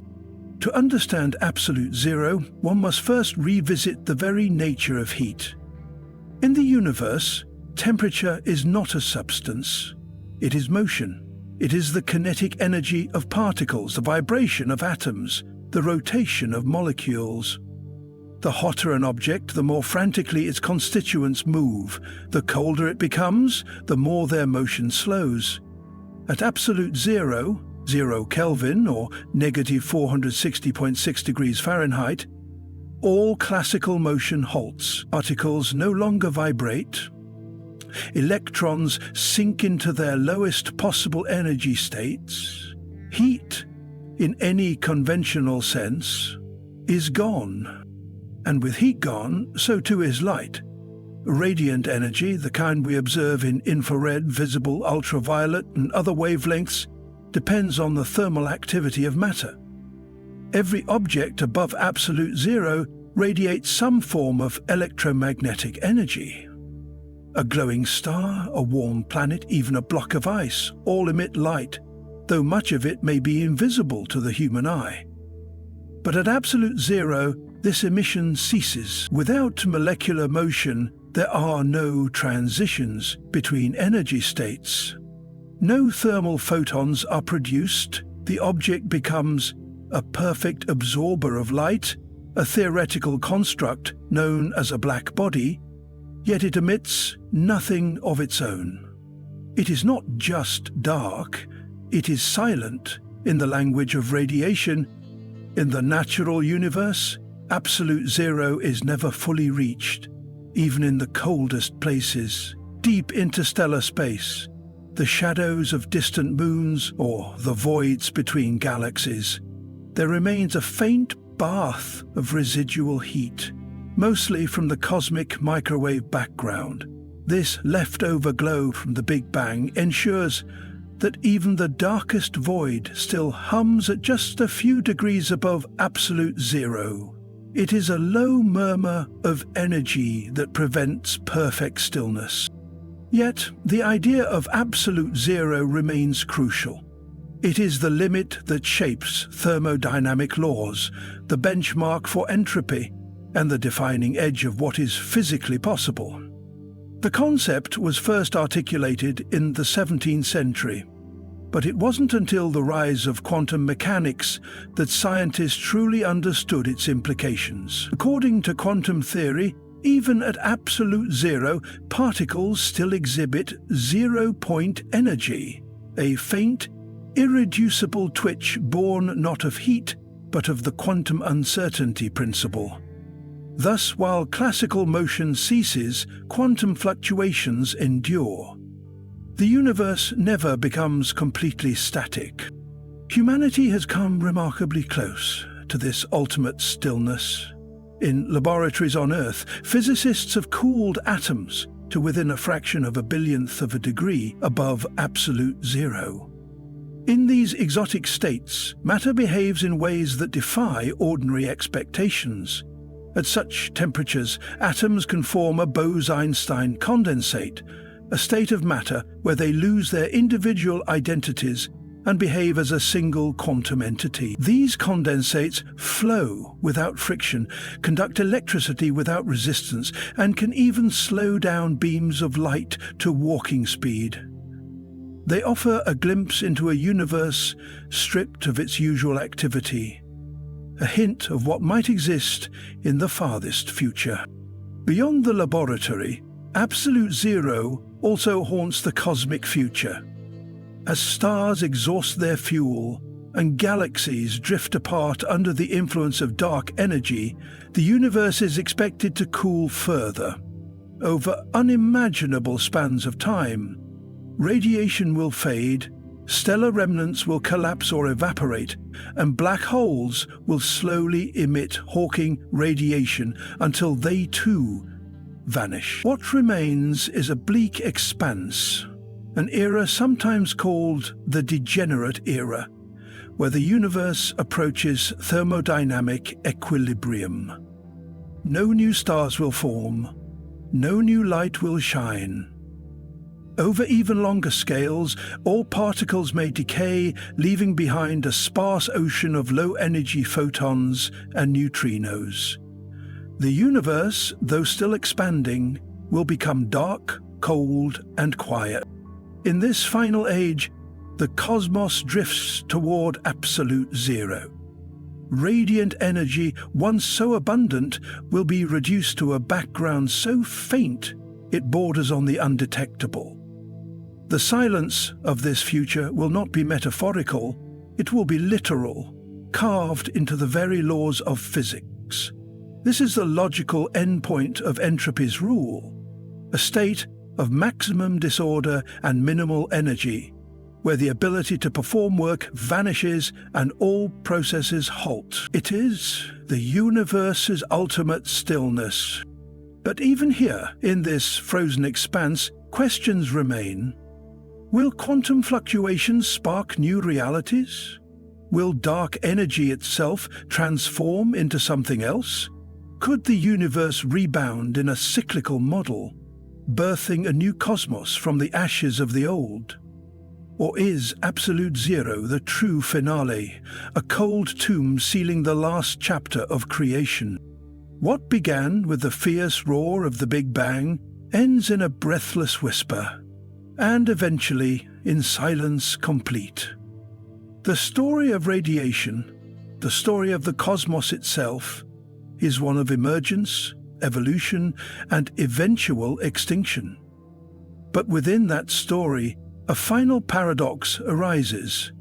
In the march toward absolute silence, life once emerged, brilliant and brief, as a voice in the darkness. And so, as we prepare to conclude this exploration of cosmic radiation and silence, we must ask, what remains when the light is gone, when the fire has cooled, and when silence finally reigns without rival? The answer may lie in the next and final chapter of our journey, where the stars no longer shine, the galaxies no longer spin, and the future belongs not to what is, but to what is absent. In the closing act, we confront future silence, the fading of cosmic light. Future, silence, the fading of cosmic light. In the beginning, there was light, not merely the light of stars or the fire of galaxies, but the very birth cry of the cosmos. Pure radiation exploding into space from a point beyond comprehension. From that singular genesis emerged every particle, every atom, every spark of energy that would ever exist. Over time, light flooded the universe, not just illuminating the dark, but sculpting it, giving it form, meaning, and direction. But what if this light, so essential to our understanding of space, time, and ourselves, is not eternal? What if the universe is quietly heading toward a final, inevitable silence? Not the silence of void, but the absence of light itself. That is the path we now trace, a journey not through what is, but what is ceasing to be. The fading of cosmic light is not sudden. It is not dramatic. It is gradual, glacial, and inevitable. And it begins now, even as stars still burn, galaxies still shimmer, and quasars still whisper from the farthest reaches of space. To grasp this future silence, we must understand the life cycle of light. Every star that burns is a temporary machine of fusion, transforming mass into energy. That energy radiates across the electromagnetic spectrum, visible, infrared, ultraviolet, X-ray, gamma. For billions of years, stars have been the engines of light, turning hydrogen into helium, helium into heavier elements, and casting illumination into the black. But even stars have limits. Fuel is not infinite. The forces that once ignited them also ensure their eventual collapse. Already, many stars have died. Some have become white dwarfs, small, dense, cooling embers of once bright giants. Others have turned into neutron stars, or even vanished into black holes. These remnants persist, but they do not shine as they once did. They glow faintly, shedding their remaining heat into space. Over trillions of years, even these last lights will dim. White dwarfs will become black dwarfs, hypothetical objects so cold and dark they emit no detectable energy. Neutron stars may evaporate or drift, their once mighty pulses silenced. The cosmos will grow quieter, not in sound, but in radiation. Galaxies, too, will wither. The spiral arms that once burst with star formation will go still. Gas clouds that once seated stellar nurseries will be exhausted or stripped away. The birth rate of stars will drop to near zero. Collisions between galaxies, once violent and luminous, will continue, but without fresh material, they will produce no new radiance. Black holes at galactic centers will continue to feed for some time, lighting quasars for a while longer, but eventually even these will go dark. And then, over unfathomable stretches of time, the last stars will flicker out. The universe will be left to its remnants: black holes, cold white dwarfs, frozen neutron stars, and vast seas of lonely particles, their motions governed only by gravity and decay. Yet even black holes will not endure forever. According to Hawking radiation, these seemingly eternal prisons of light will, over eons, evaporate particle by particle. It is a slow death, a trickle of energy, released from the very fabric of space near their event horizons. The largest black holes will take unimaginable lengths of time to disappear, but they too will vanish. When the final black hole emits its last quantum of heat, an epoch will end. This long twilight is sometimes called the Dark Era. But even that term is generous, for darkness suggests contrast, shadow against light. In this future there will be no light left for contrast. No sunrises, no starlight, no quasars burning across the sky, just a cosmic silence of radiation. Only low-energy photons, stretched by the ever-expanding fabric of the universe, cooling to near nothingness. A diffuse sea of residual warmth, too faint to illuminate, too soft to feel. In this far-flung future, entropy reigns supreme. The universe approaches its maximum disorder, a state of thermodynamic equilibrium. No energy gradients remain to drive processes. no work can be done. This is not a cosmic catastrophe. It is the natural end of a system governed by the second law of thermodynamics. The universe does not end in a bang or a blaze, but in coldness. And yet, this fading is not without meaning. The light that once was still echoes in the relics of radiation. The cosmic microwave background remains as a fossil of the Big Bang. Light from distant galaxies still travels, even if those galaxies are long dead. Photons released 1 trillion years ago may still be in flight, crossing space too vast to comprehend. They are the messengers of what once was, persistent beyond their origin. In this way, the silence of the future is not entirely mute. It holds within it the memory of sound. It is not blankness, but legacy. Every star that lived, every planet that reflected light, every supernova that flared and faded, they all left imprints in the fabric of space-time. The absence we face is carved from the presence that came before. For humanity, this realization is both humbling and profound. We live in an age of light. We orbit a star in its prime. We observe galaxies at their brightest and measure the early universe through ancient photons. We exist in a moment when radiation still reigns, but we know this moment is temporary. Cosmic light is not an eternal flame. It is a candle in a darkening room. Balance between energy and emptiness, between order and entropy, between being and becoming. It is the story of the universe itself, told not in words, but in wavelengths, in silence and in light. And as long as one photon still moves through space, as long as one eye still sees, that story continues. So we end where we began, with the voice of the cosmos. A voice of fire, of fusion, of collapse and echo, and with the silence that waits, not as an end, but as a continuation.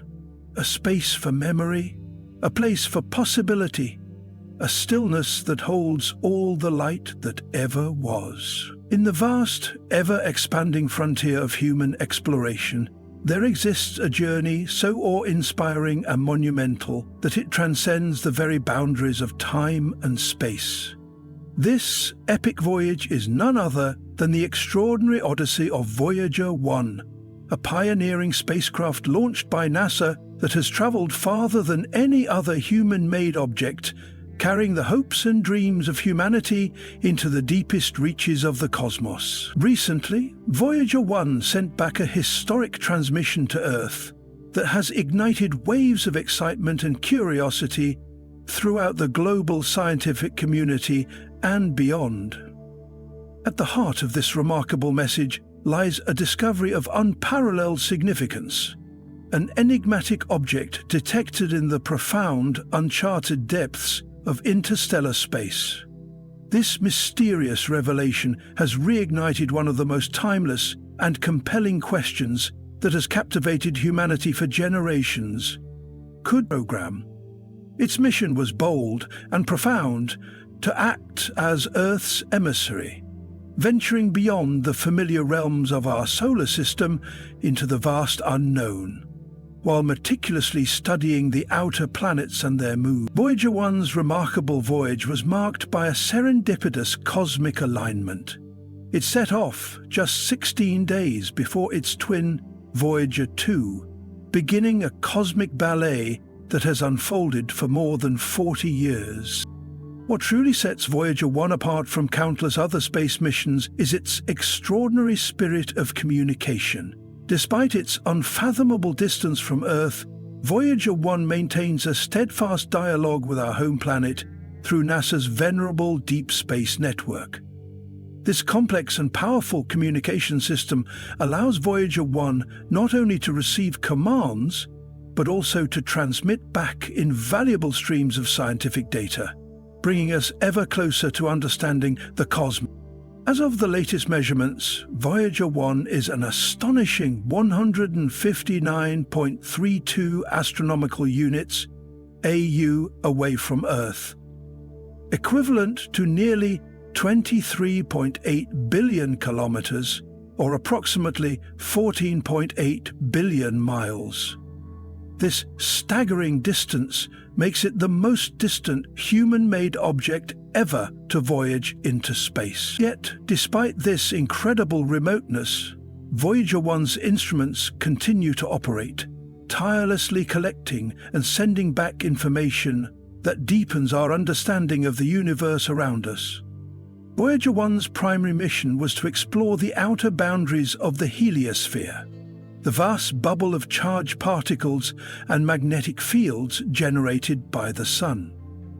This outer boundary, called the heliopause, marks the frontier where the influence of our star gives way to the cosmic environment of interstellar space. Crossing this threshold in 2012, Voyager 1 became the first human-made object to enter the space between stars, beginning a new chapter in space exploration. What makes Voyager 1's mission truly remarkable is not only its groundbreaking discoveries, but also its extraordinary endurance. Originally designed to last only a few years, Voyager 1 has surpassed all expectations, continuing its interstellar journey for over 4 decades.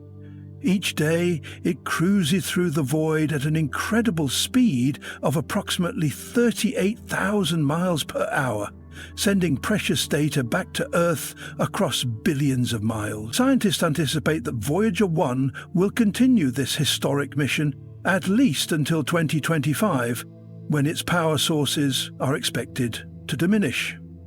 Equipped with a sophisticated suite of 10 scientific instruments, including cameras, infrared and ultraviolet sensors, magnetometers, plasma detectors, cosmic ray sensors, and radio science equipment, Voyager 1 was built to be humanity's eyes and ears in the cosmos.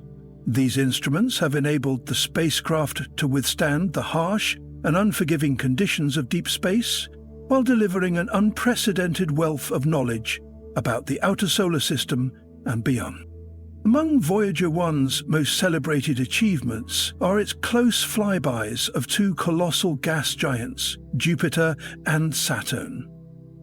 In 1979, Voyager 1 made its first close approach to Jupiter, revealing breathtaking details about the planet's turbulent atmosphere, intricate ring system, and diverse moons.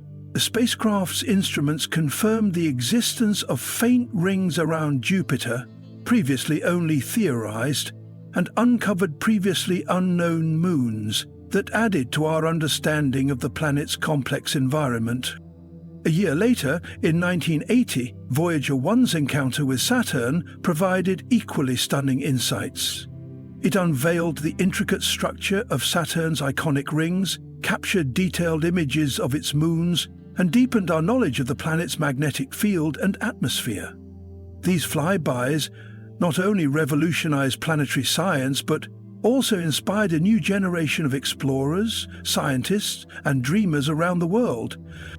One of the most iconic moments in Voyager 1's journey came in 1990, when the spacecraft, prompted by the visionary astronomer Carl Sagan, turned its cameras back toward Earth and captured the now famous image known as the pale blue dot.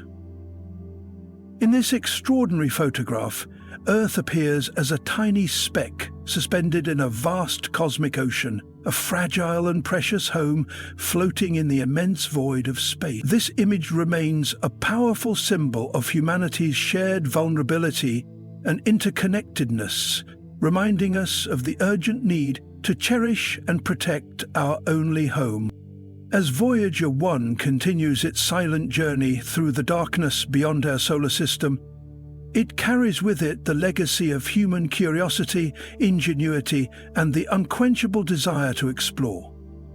Its latest discovery in the depths of interstellar space hints at new cosmic mysteries waiting to be unveiled, perhaps even the momentous encounter with other life forms that so many have dreamed about. This odyssey, which began over 4 decades ago, continues to inspire and challenge us, inviting us all to look up, wonder, and reach ever further into the vast expanse of the universe. Voyager 1 was designed to push the boundaries of human knowledge, traversing vast distances where no spacecraft had dared to go before.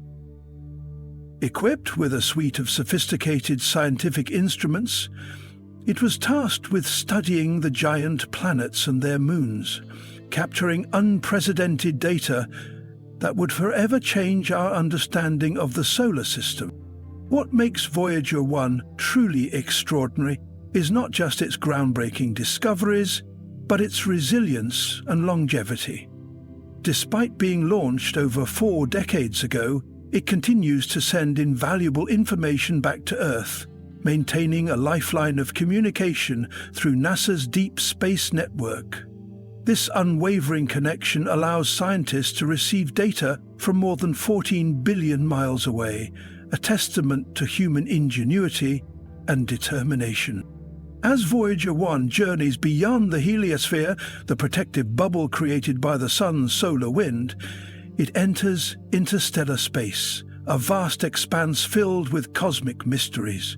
Recently, a signal from Voyager 1 revealed the detection of an enigmatic object lurking in this farthest frontier. This revelation has sent shockwaves through the scientific community and reignited a question that has fascinated humanity for generations. Are we alone in the universe? The possibility that this mysterious detection could be evidence of advanced extraterrestrial life has captivated imaginations worldwide, inspiring scientists, philosophers, and dreamers alike to ponder the cosmic significance of this discovery. As we delve deeper into Voyager 1's findings, we are reminded of the boundless curiosity that drives human exploration, our relentless quest to understand not only the universe, but our place within it. In this unfolding cosmic saga, Voyager 1 stands as a symbol of hope, perseverance, and the unquenchable thirst for knowledge. Its voyage is not merely a scientific endeavor, but a profound journey that connects us all, uniting humanity in awe of the infinite cosmos that stretches beyond our wildest dreams. An intriguing aspect of the Voyager mission narrative lies in the remarkable timing. Voyager 1 began its epic journey just 16 days ahead of its cosmic twin, Voyager 2. This serendipitous alignment lends a sense of cosmic symmetry to an unparalleled saga. 2 intrepid emissaries of humanity, launched in close succession, each destined to explore the uncharted realms of our solar system and beyond.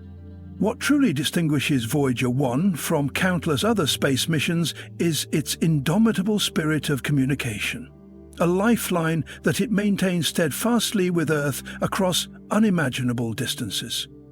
This extraordinary feat is made possible by NASA's venerable Deep Space Network, a robust and sophisticated communication infrastructure designed to ensure a constant dialogue between the spacecraft and its home planet. This unyielding link serves a dual purpose.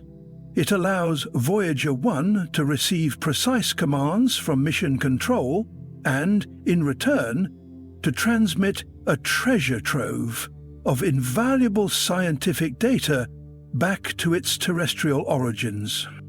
According to the most recent data, Voyager 1 currently finds itself at an astonishing distance of approximately 159.32 astronomical units (AU) from Earth. To put this monumental achievement into perspective, this distance translates to an awe-inspiring 23.834 billion kilometers, or roughly 14.8 billion miles, away from the cradle of humanity. In other words, Voyager 1 is now the most distant human-made object in existence, a lone traveler venturing farther into the cosmic ocean than any other craft before it.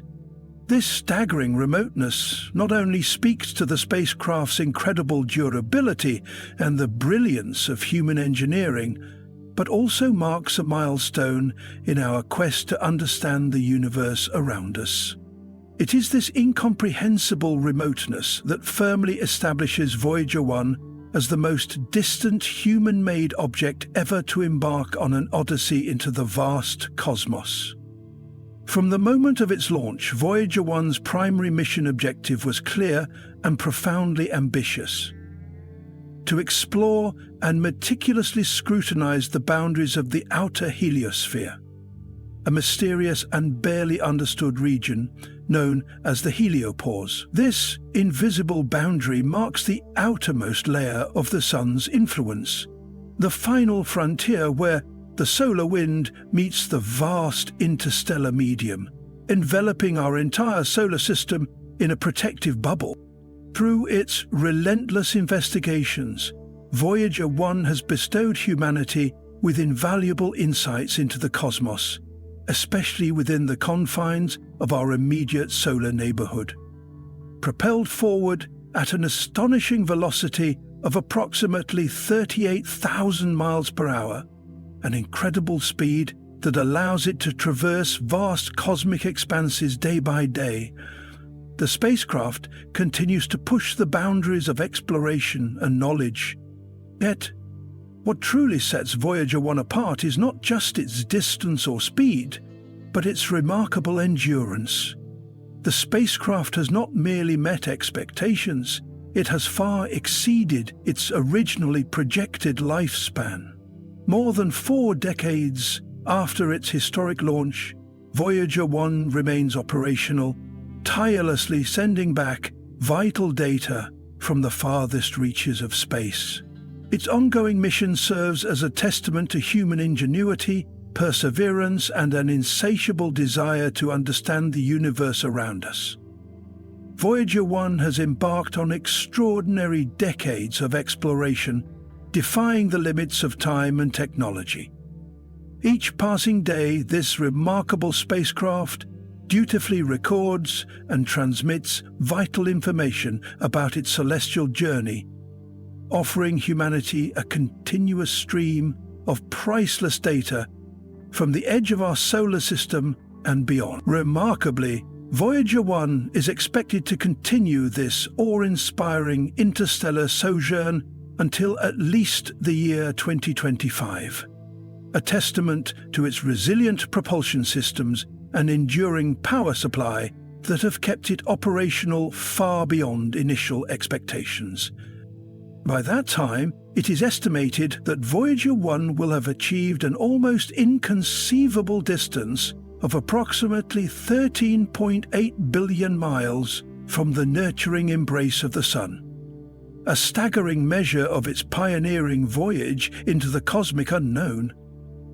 Accompanying Voyager 1 on this grand adventure is its celestial sibling, Voyager 2, both launched as part of NASA's legendary Voyager program. Together, they were equipped with a formidable array of 10 unique scientific instruments, each serving as sensory extensions of the spacecraft into the vast cosmos.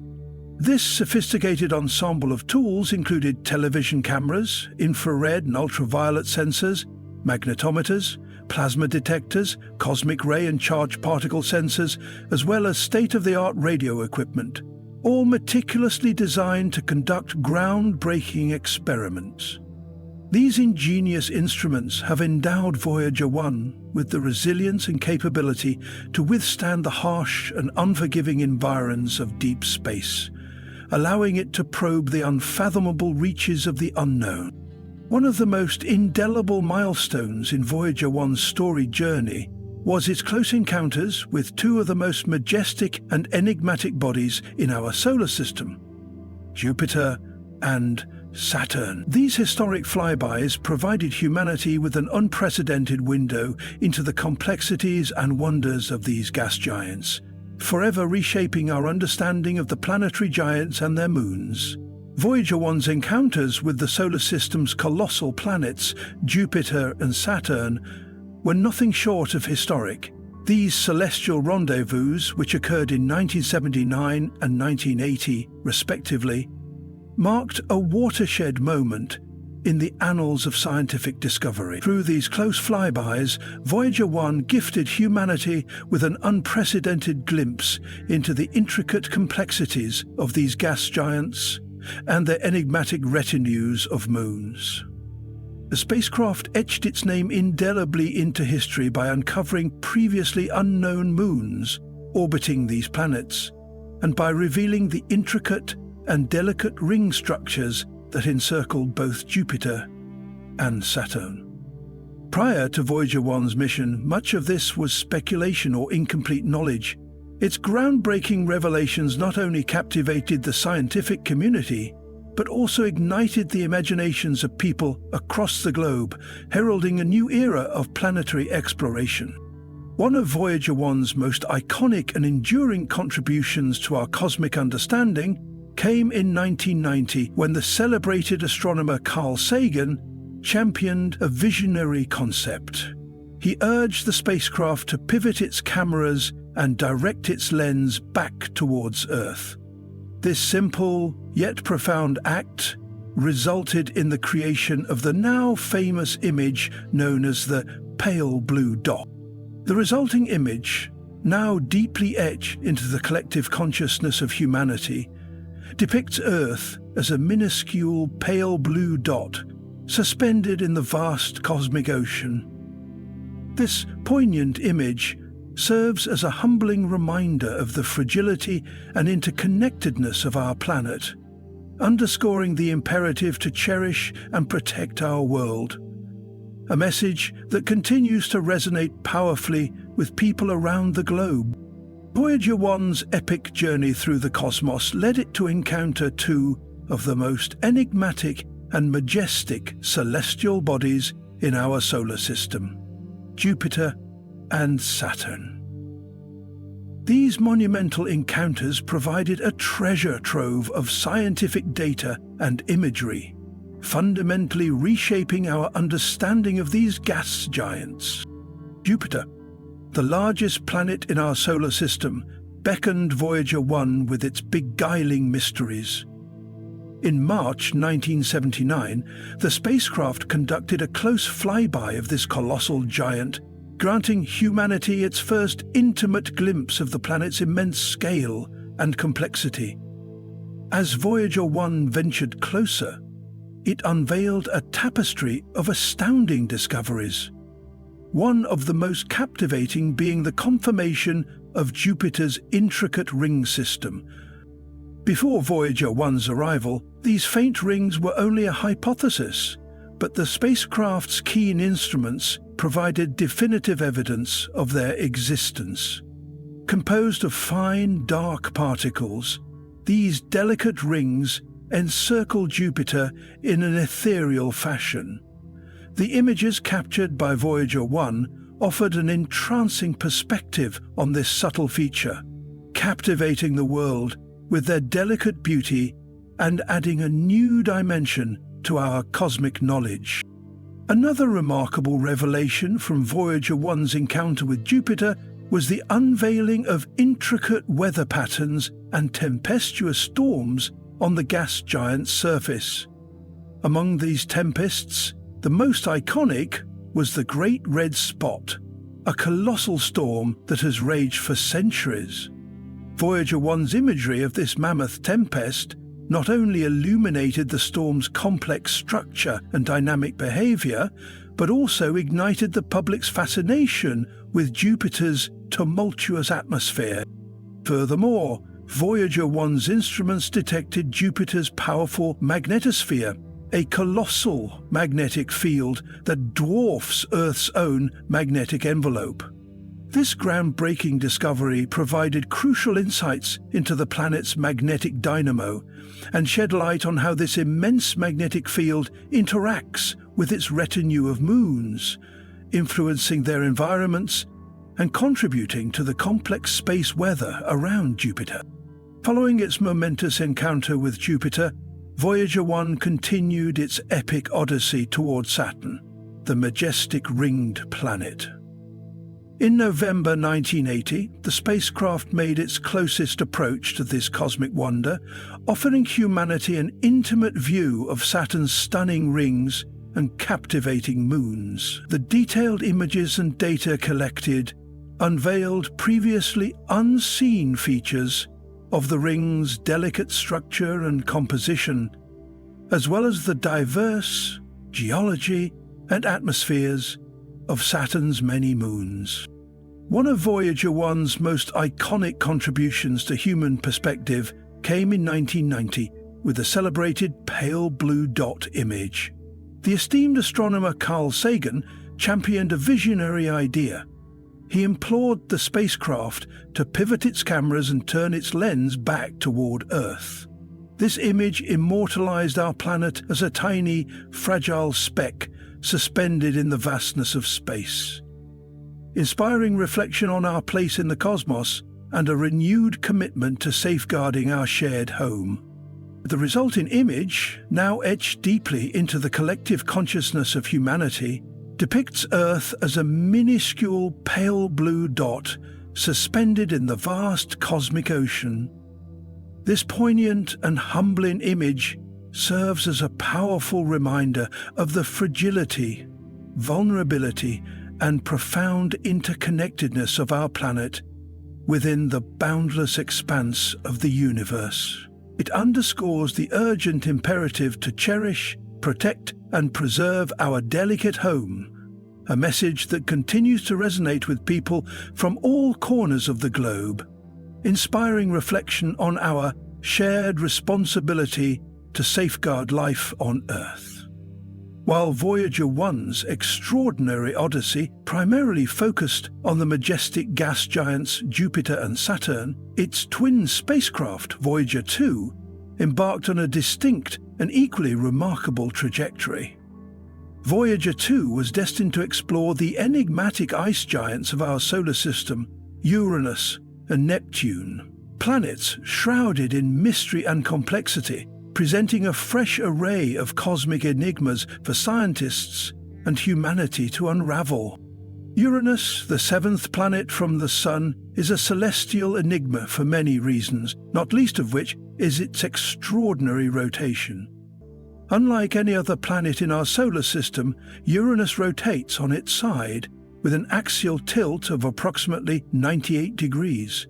This unusual orientation is believed to be the aftermath of a colossal and cataclysmic collision with a massive celestial object in the distant past, which drastically altered the planet's spin. This tilt results in extreme seasonal variations lasting over decades, offering a unique glimpse into planetary dynamics that differ greatly from those of Earth and its planetary neighbors. Despite its unusual tilt and mysterious origins, Uranus remains a captivating and fascinating world.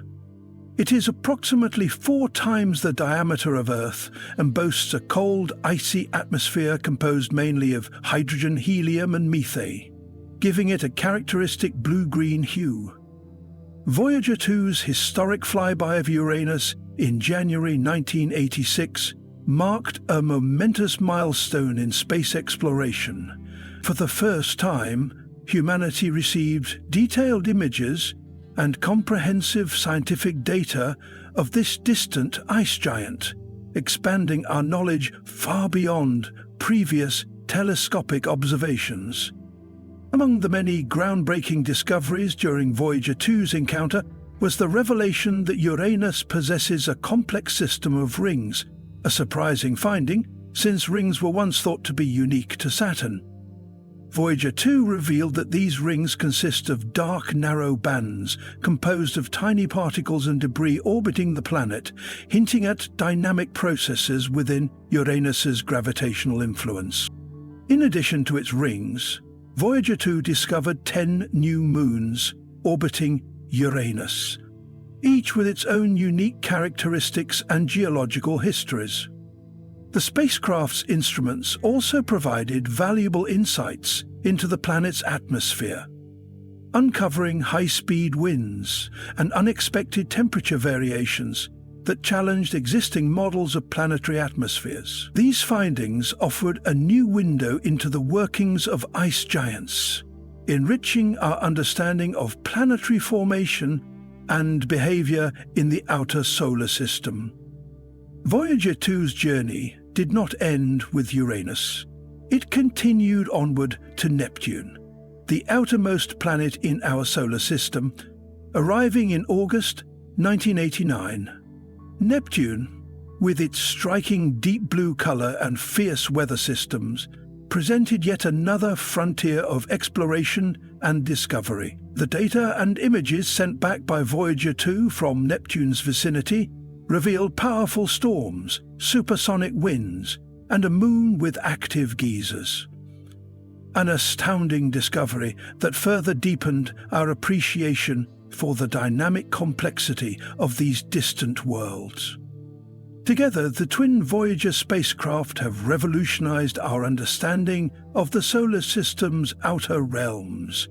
Their pioneering missions, spanning more than 4 decades, have transformed once faint and distant dots in the night sky into vividly detailed worlds, full of mystery and wonder. These missions continue to inspire generations of scientists, dreamers, and explorers, reminding us that even at the very edges of human reach, the universe holds countless secrets waiting to be discovered. Voyager 2 revealed a diverse and captivating retinue of moons orbiting Uranus, each possessing unique geological and atmospheric features. Among these, moons like Miranda, Ariel, and Titania stood out, showcasing dramatic landscapes marked by massive canyons, unusual fault lines, and evidence of past geologic activity. These discoveries significantly enriched humanity's understanding of Uranus, shedding light on the complex interactions between the planet and its satellites, and deepening the intrigue surrounding this enigmatic, sideways rotating giant. Voyager 2's interstellar voyage did not end at Uranus.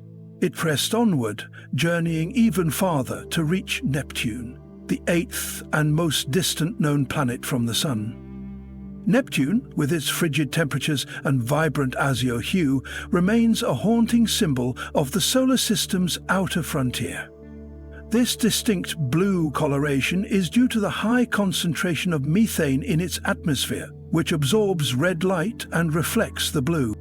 In August 1989, Voyager 2 conducted a historic flyby of Neptune, marking the first, and so far only, close encounter with this distant world. The images and data transmitted back to Earth during this flyby were nothing short of revolutionary. Voyager 2 unveiled a planet with a surprisingly dynamic atmosphere, teeming with violent storms and fierce winds, the fastest sustained winds recorded in the solar system, reaching speeds of over 2,000 kilometers per hour, about 1,200 miles per hour. Among Neptune's most notable atmospheric features was the discovery of the Great Dark Spot, a colossal storm system reminiscent of Jupiter's famous Great Red Spot. However, unlike its Jovian counterpart, the Great Dark Spot proved to be ephemeral. It mysteriously vanished in later observations, raising questions about the atmospheric dynamics of Neptune and the transient nature of its weather system. Perhaps one of the most astonishing revelations from Voyager 2's Neptune encounter was the discovery of the planet's largest moon, Triton, to be an exceptional celestial body that defied expectations. Triton orbits Neptune in a retrograde direction, meaning it moves in the opposite direction of Neptune's rotation. A rare trait that strongly suggests Triton is a captured object, possibly a former Kuiper Belt object that was gravitationally ensnared by Neptune in the distant past. Triton's surface was revealed to be a frozen yet geologically active world, exhibiting nitrogen geysers erupting from beneath its icy crust, a phenomenon never before observed on a celestial body so distant from the Sun. This cryovolcanic activity indicated that Triton, despite its remoteness and frigid temperatures, harbors internal heat and dynamic processes beneath its surface. Voyager 2's images showed a landscape marked by frozen plains, ridges, and sparsely cratered terrain, suggesting a young and possibly evolving surface. These groundbreaking discoveries at Neptune and Triton not only captivated the global scientific community, but also sparked the imaginations of people around the world. The Voyager 2 mission demonstrated the boundless potential of human curiosity and ingenuity, reminding us that even the most remote and mysterious corners of our solar system can be brought into the realm of human understanding. Voyager 2's historic flybys of Uranus and Neptune marked the end of humanity's first grand tour of the outer planets. A monumental chapter in the annals of space exploration, yet, like its twin Voyager 1, Voyager 2 continues to voyage beyond the known, transmitting faint whispers of data from the edge of interstellar space, ensuring that its legacy endures not just in scientific discovery, but in the shared human spirit of exploration. Triton, the largest moon of Neptune, emerged as one of the most fascinating and enigmatic celestial bodies encountered during Voyager 2's interplanetary odyssey. The spacecraft's imagery revealed a world brimming with activity, despite its remote location and frigid climate. Among Triton's most extraordinary features were geysers that erupted from beneath its icy surface, spewing nitrogen gas high into the moon's thin atmosphere. These geysers created vast plumes that extended kilometers above the surface, where the nitrogen would condense into snow-like particles and gently settle back to the ground, sculpting a surreal and alien landscape of frost and ice. This striking phenomenon was unlike anything previously observed in the solar system, offering profound insights into cryovolcanism, the eruption of volatile substances like water, ammonia, or methane, rather than molten rock. Triton's surface, relatively young and sparsely cratered, hinted at a geologically active history, defying expectations for a moon so far from the Sun. Perhaps even more puzzling was Triton's retrograde orbit. It revolves around Neptune in the direction opposite to the planet's rotation.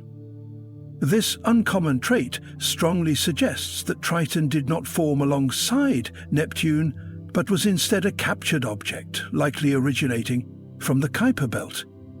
Its gravitational capture would have disrupted Neptune's original satellite system and left Triton locked in a stable but unusual orbital dance, one that continues to intrigue astronomers to this day. Voyager 2's encounters with Uranus and Neptune remain unparalleled achievements in the history of space exploration.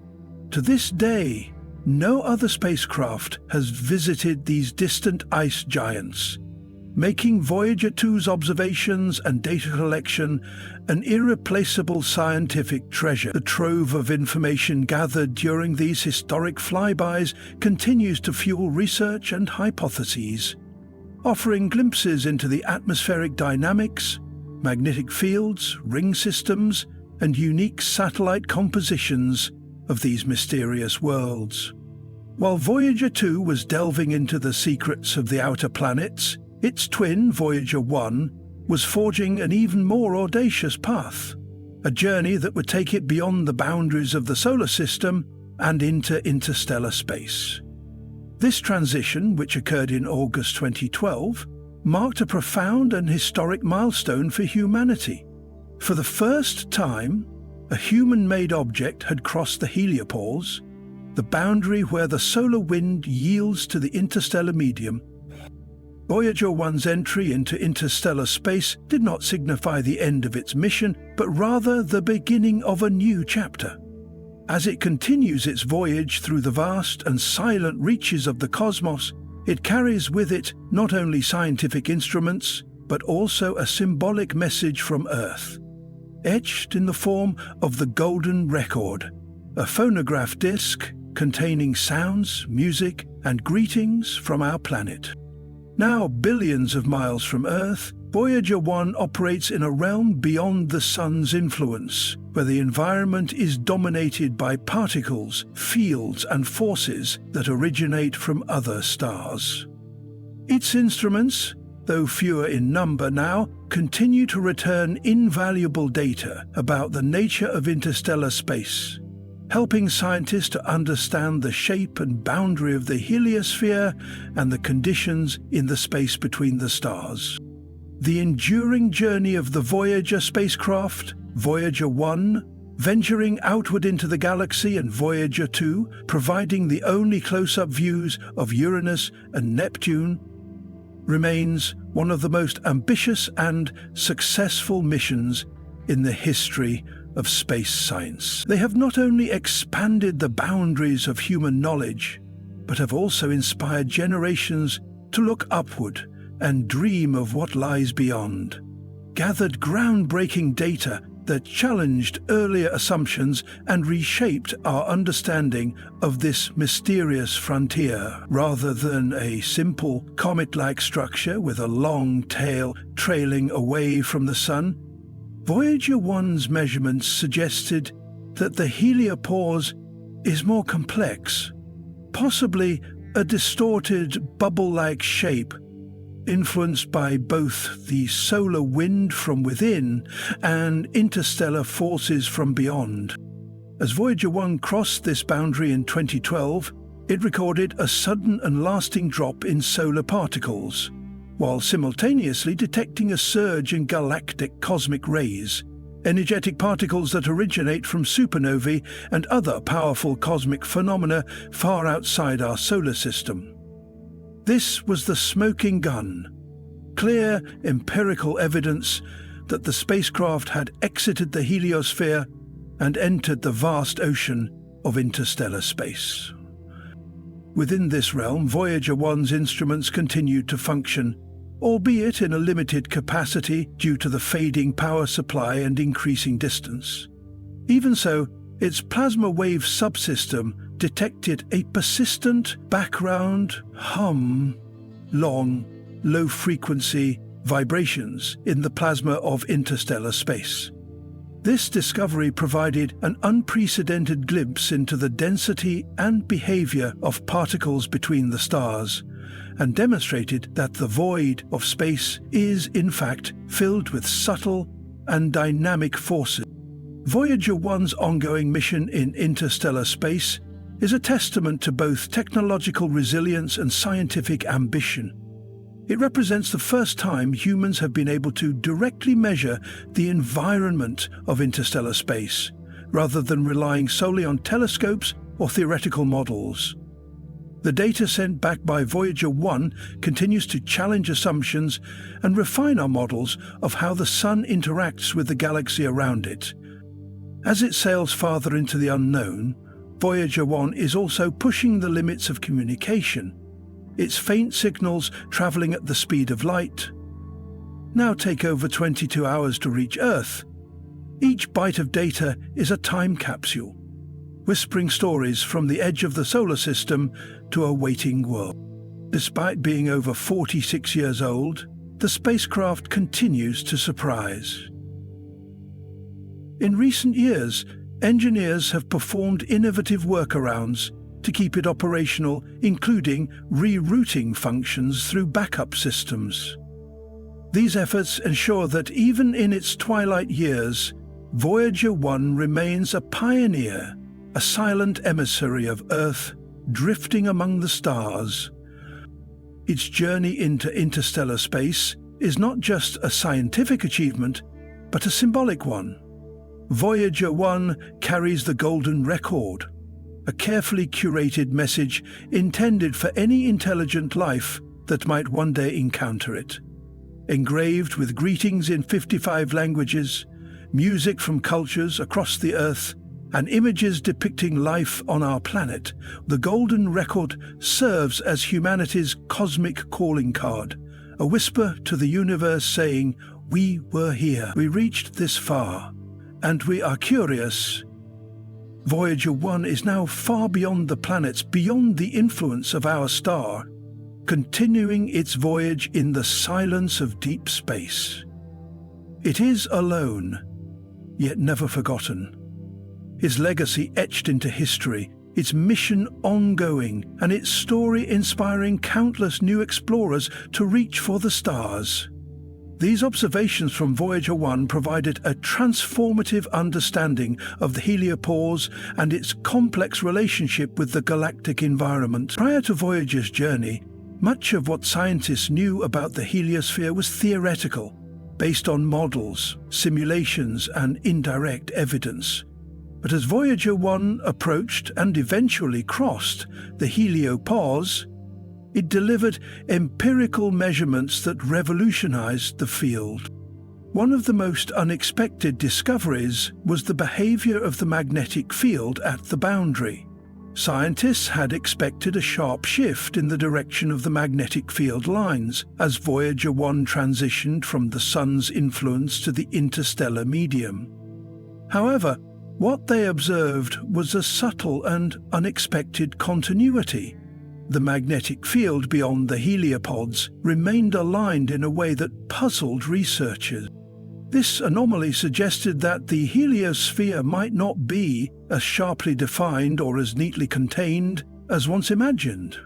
Instead, it could be intertwined or blended with interstellar forces in ways that challenge our understanding of the boundary between solar and galactic domains.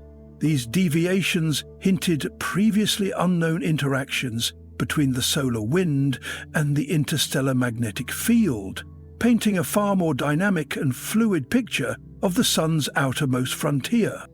In addition to its findings on magnetic fields, Voyager 1 also measured plasma density in interstellar space.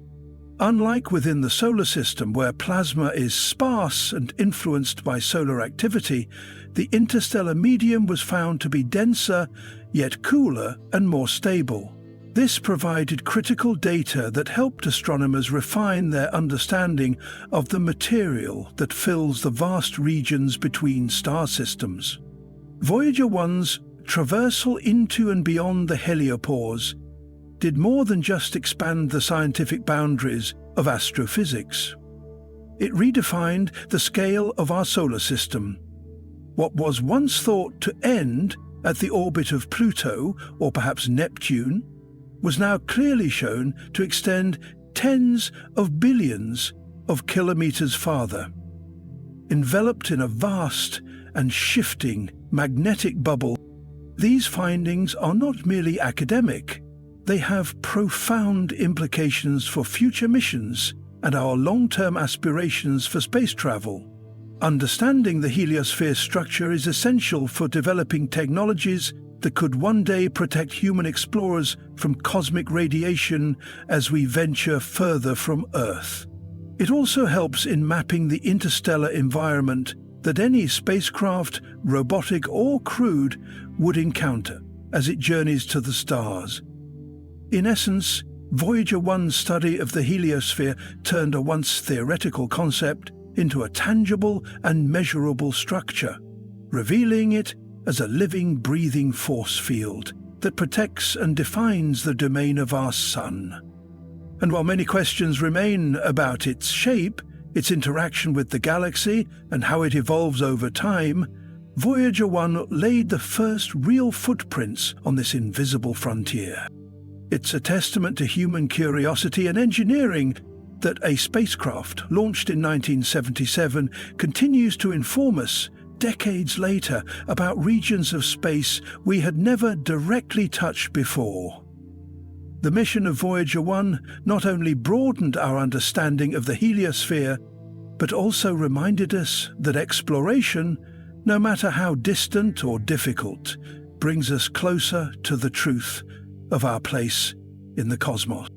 These contrasting environments encountered by Voyager 1 and Voyager 2 as they crossed the heliopause added profound depth to our understanding of interstellar space. Although both spacecraft pierced the boundary that separates the Sun's protective bubble from the galaxy beyond, the variations in local space weather, magnetic field intensity, and particle density between their paths suggested that interstellar space is not uniform. It is a complex and evolving landscape, shaped by both local and galactic forces. Voyager 2's instruments, still fully operational at the time of its heliopause crossing, recorded direct plasma measurements, something Voyager 1 could not do initially due to a malfunction in its plasma instrument. This allowed Voyager 2 to directly confirm the dramatic rise in plasma density beyond the heliopause, complementing the data Voyager 1 had previously inferred using its cosmic ray and magnetic sensors. This corroboration between two different observational methods provided compelling evidence for a denser interstellar medium just outside our solar system. Moreover, the turbulence Voyager 2 encountered, manifested as fluctuating magnetic fields and wave-like plasma interactions, indicated a more chaotic boundary layer. Scientists hypothesize that this may be due to differences in solar wind pressure or local interstellar cloud structures that distort the heliosphere's edge. In contrast, Voyager 1's path appeared to be through a calmer, more sensitive this frontier is to cosmic condition. Together, these findings from both spacecraft are enabling scientists to create the first three-dimensional models of the heliosphere's outer boundary, which help illustrate its shape, behavior, and interaction with the galaxy. These models are crucial not only for understanding our own solar environment, but also for contextualizing the protective magnetic bubbles that might surround other stars, possibly shielding exoplanets from harmful radiation and influencing their potential to host life. In essence, Voyager 1 and Voyager 2, though launched within weeks of each other, have become dual ambassadors to the galaxy, each offering a distinctive lens on the final frontier of our solar system.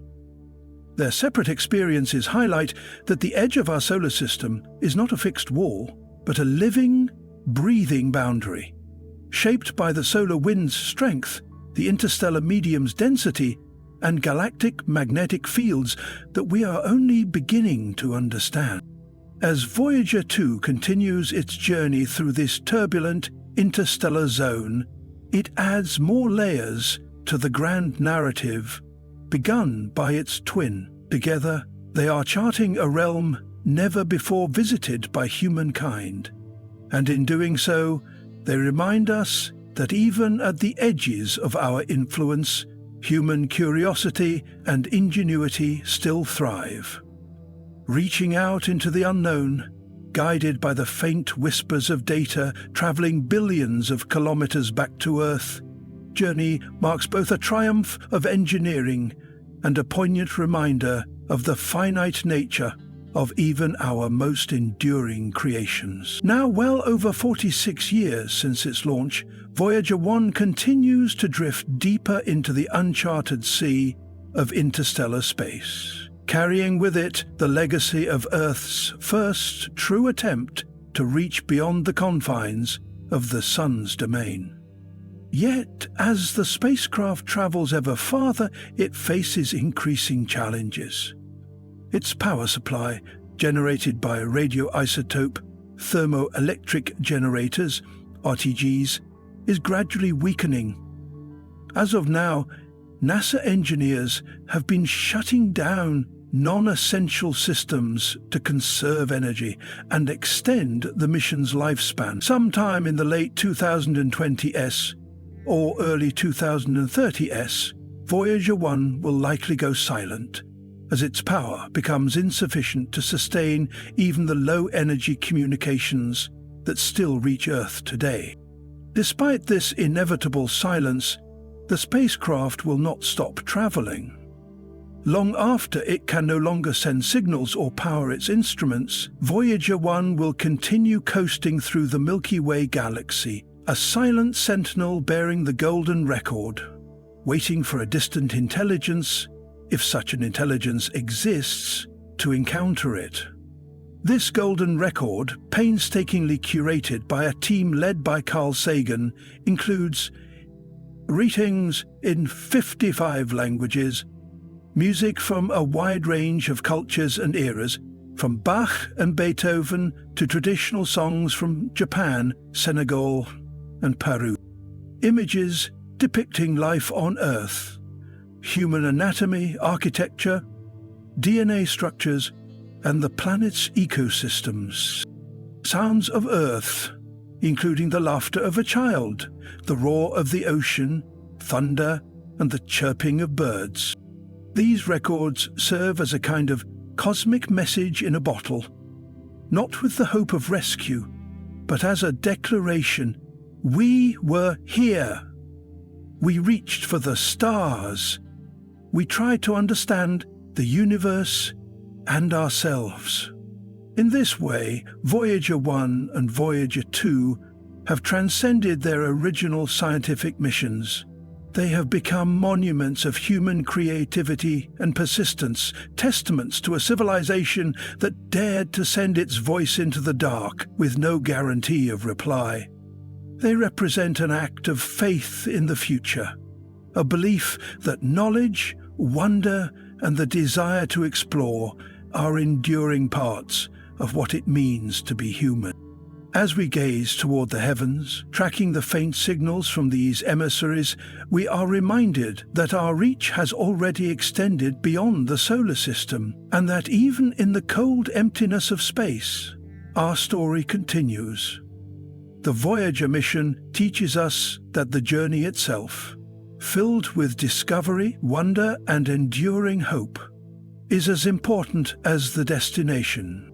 Voyager 1's incredible journey has reignited the world's fascination with this fearless spacecraft after more than 4 decades of exploration. Voyager 1 has traveled far beyond our solar system, venturing deep into interstellar space. It has crossed the heliopause, the boundary where the sun's influence fades, and now drifts through a vast, uncharted region of the galaxy. In August 2022, Voyager 1 sent a mysterious message back to Earth, one that captured the imagination of scientists and space fans everywhere. Amid streams of data and telemetry, researchers detected a strange anomaly, an object of unknown origin and makeup. Tentatively named the Cosmic Enigma, this object is unlike anything ever encountered in the history of space exploration. What makes the Cosmic Enigma so puzzling? It emits faint, irregular signals that don't match any known natural celestial phenomena. Even more intriguing, its path through space seems deliberate, as if it's following a specific course through the cosmos. This discovery raises deep and fascinating questions. Where did this object come from? Who or what created it? And what might its intentions be? Scientists and astronomers around the world have been meticulously analyzing the data sent by Voyager 1, determined to unlock the secrets of the mysterious cosmic enigma. Could this baffling object be a remnant of an advanced extraterrestrial civilization, or perhaps a probe launched from a distant corner of the galaxy? Alternatively, might it be an entirely new and unknown cosmic phenomenon? The discovery has ignited a wave of speculation and debate, bringing together experts from diverse fields who who are collaborating to unravel the enigma's true nature. One leading theory suggests that the cosmic enigma could be an ancient relic from a long-lost civilization, a probe dispatched eons ago, its original mission veiled in the mists of time. Whether its purpose was scientific, exploratory, or something beyond our imagination remains an intriguing mystery. On the other hand, some scientists propose that this object might be a natural celestial phenomenon, with properties that challenge our current understanding of astrophysics. This possibility reminds us of the universe's immense complexity and the vast diversity of cosmic phenomena still waiting to be discovered. It highlights how much we have yet to learn and how little of the universe's secrets we have uncovered. The detection of the cosmic enigma underscores the critical importance of continued space exploration. It calls for humanity to push further into the cosmos, to embrace the unknown, and to expand our cosmic reach. The universe is a vast, mysterious frontier, filled with wonders and enigmas that inspire awe and curiosity. As Voyager 1 continues its solitary voyage through interstellar space, carrying with it the mystery of the cosmic enigma, humanity stands on the brink of new discovery. This spacecraft has become Earth's ambassador to the stars, a shining symbol of our insatiable curiosity and unyielding desire to explore. Voyager 1's odyssey, spanning over 4 decades, has fundamentally reshaped our understanding of the universe. It continues to inspire generations of scientists, dreamers, and stargazers alike. As we ponder the mysteries of the cosmic enigma and the endless possibilities it represents, we are reminded that the cosmos is a vast, wondrous, and ever-evolving realm. Each new discovery brings us closer to answering one of humanity's most profound questions. Are we alone in the universe? With its indomitable spirit and enduring mission, Voyager 1 carries our hopes and dreams as it forges onward into the cosmic unknown. The story of Voyager 1 is a testament to the enduring human spirit of exploration, curiosity, and the relentless quest for knowledge. It transcends time and space, reminding us of our place in the universe and the boundless wonders awaiting us in the cosmic expanse. The enigma of the cosmic enigma serves as a poignant reminder that the universe is filled with mysteries yet to be unraveled. It invites us to continue our cosmic journey with wonder and humility, ever eager to explore the depths of the unknown. Voyager 1, humanity's cosmic emissary, continues to inspire us to reach for the stars and embrace the infinite possibilities that lie beyond.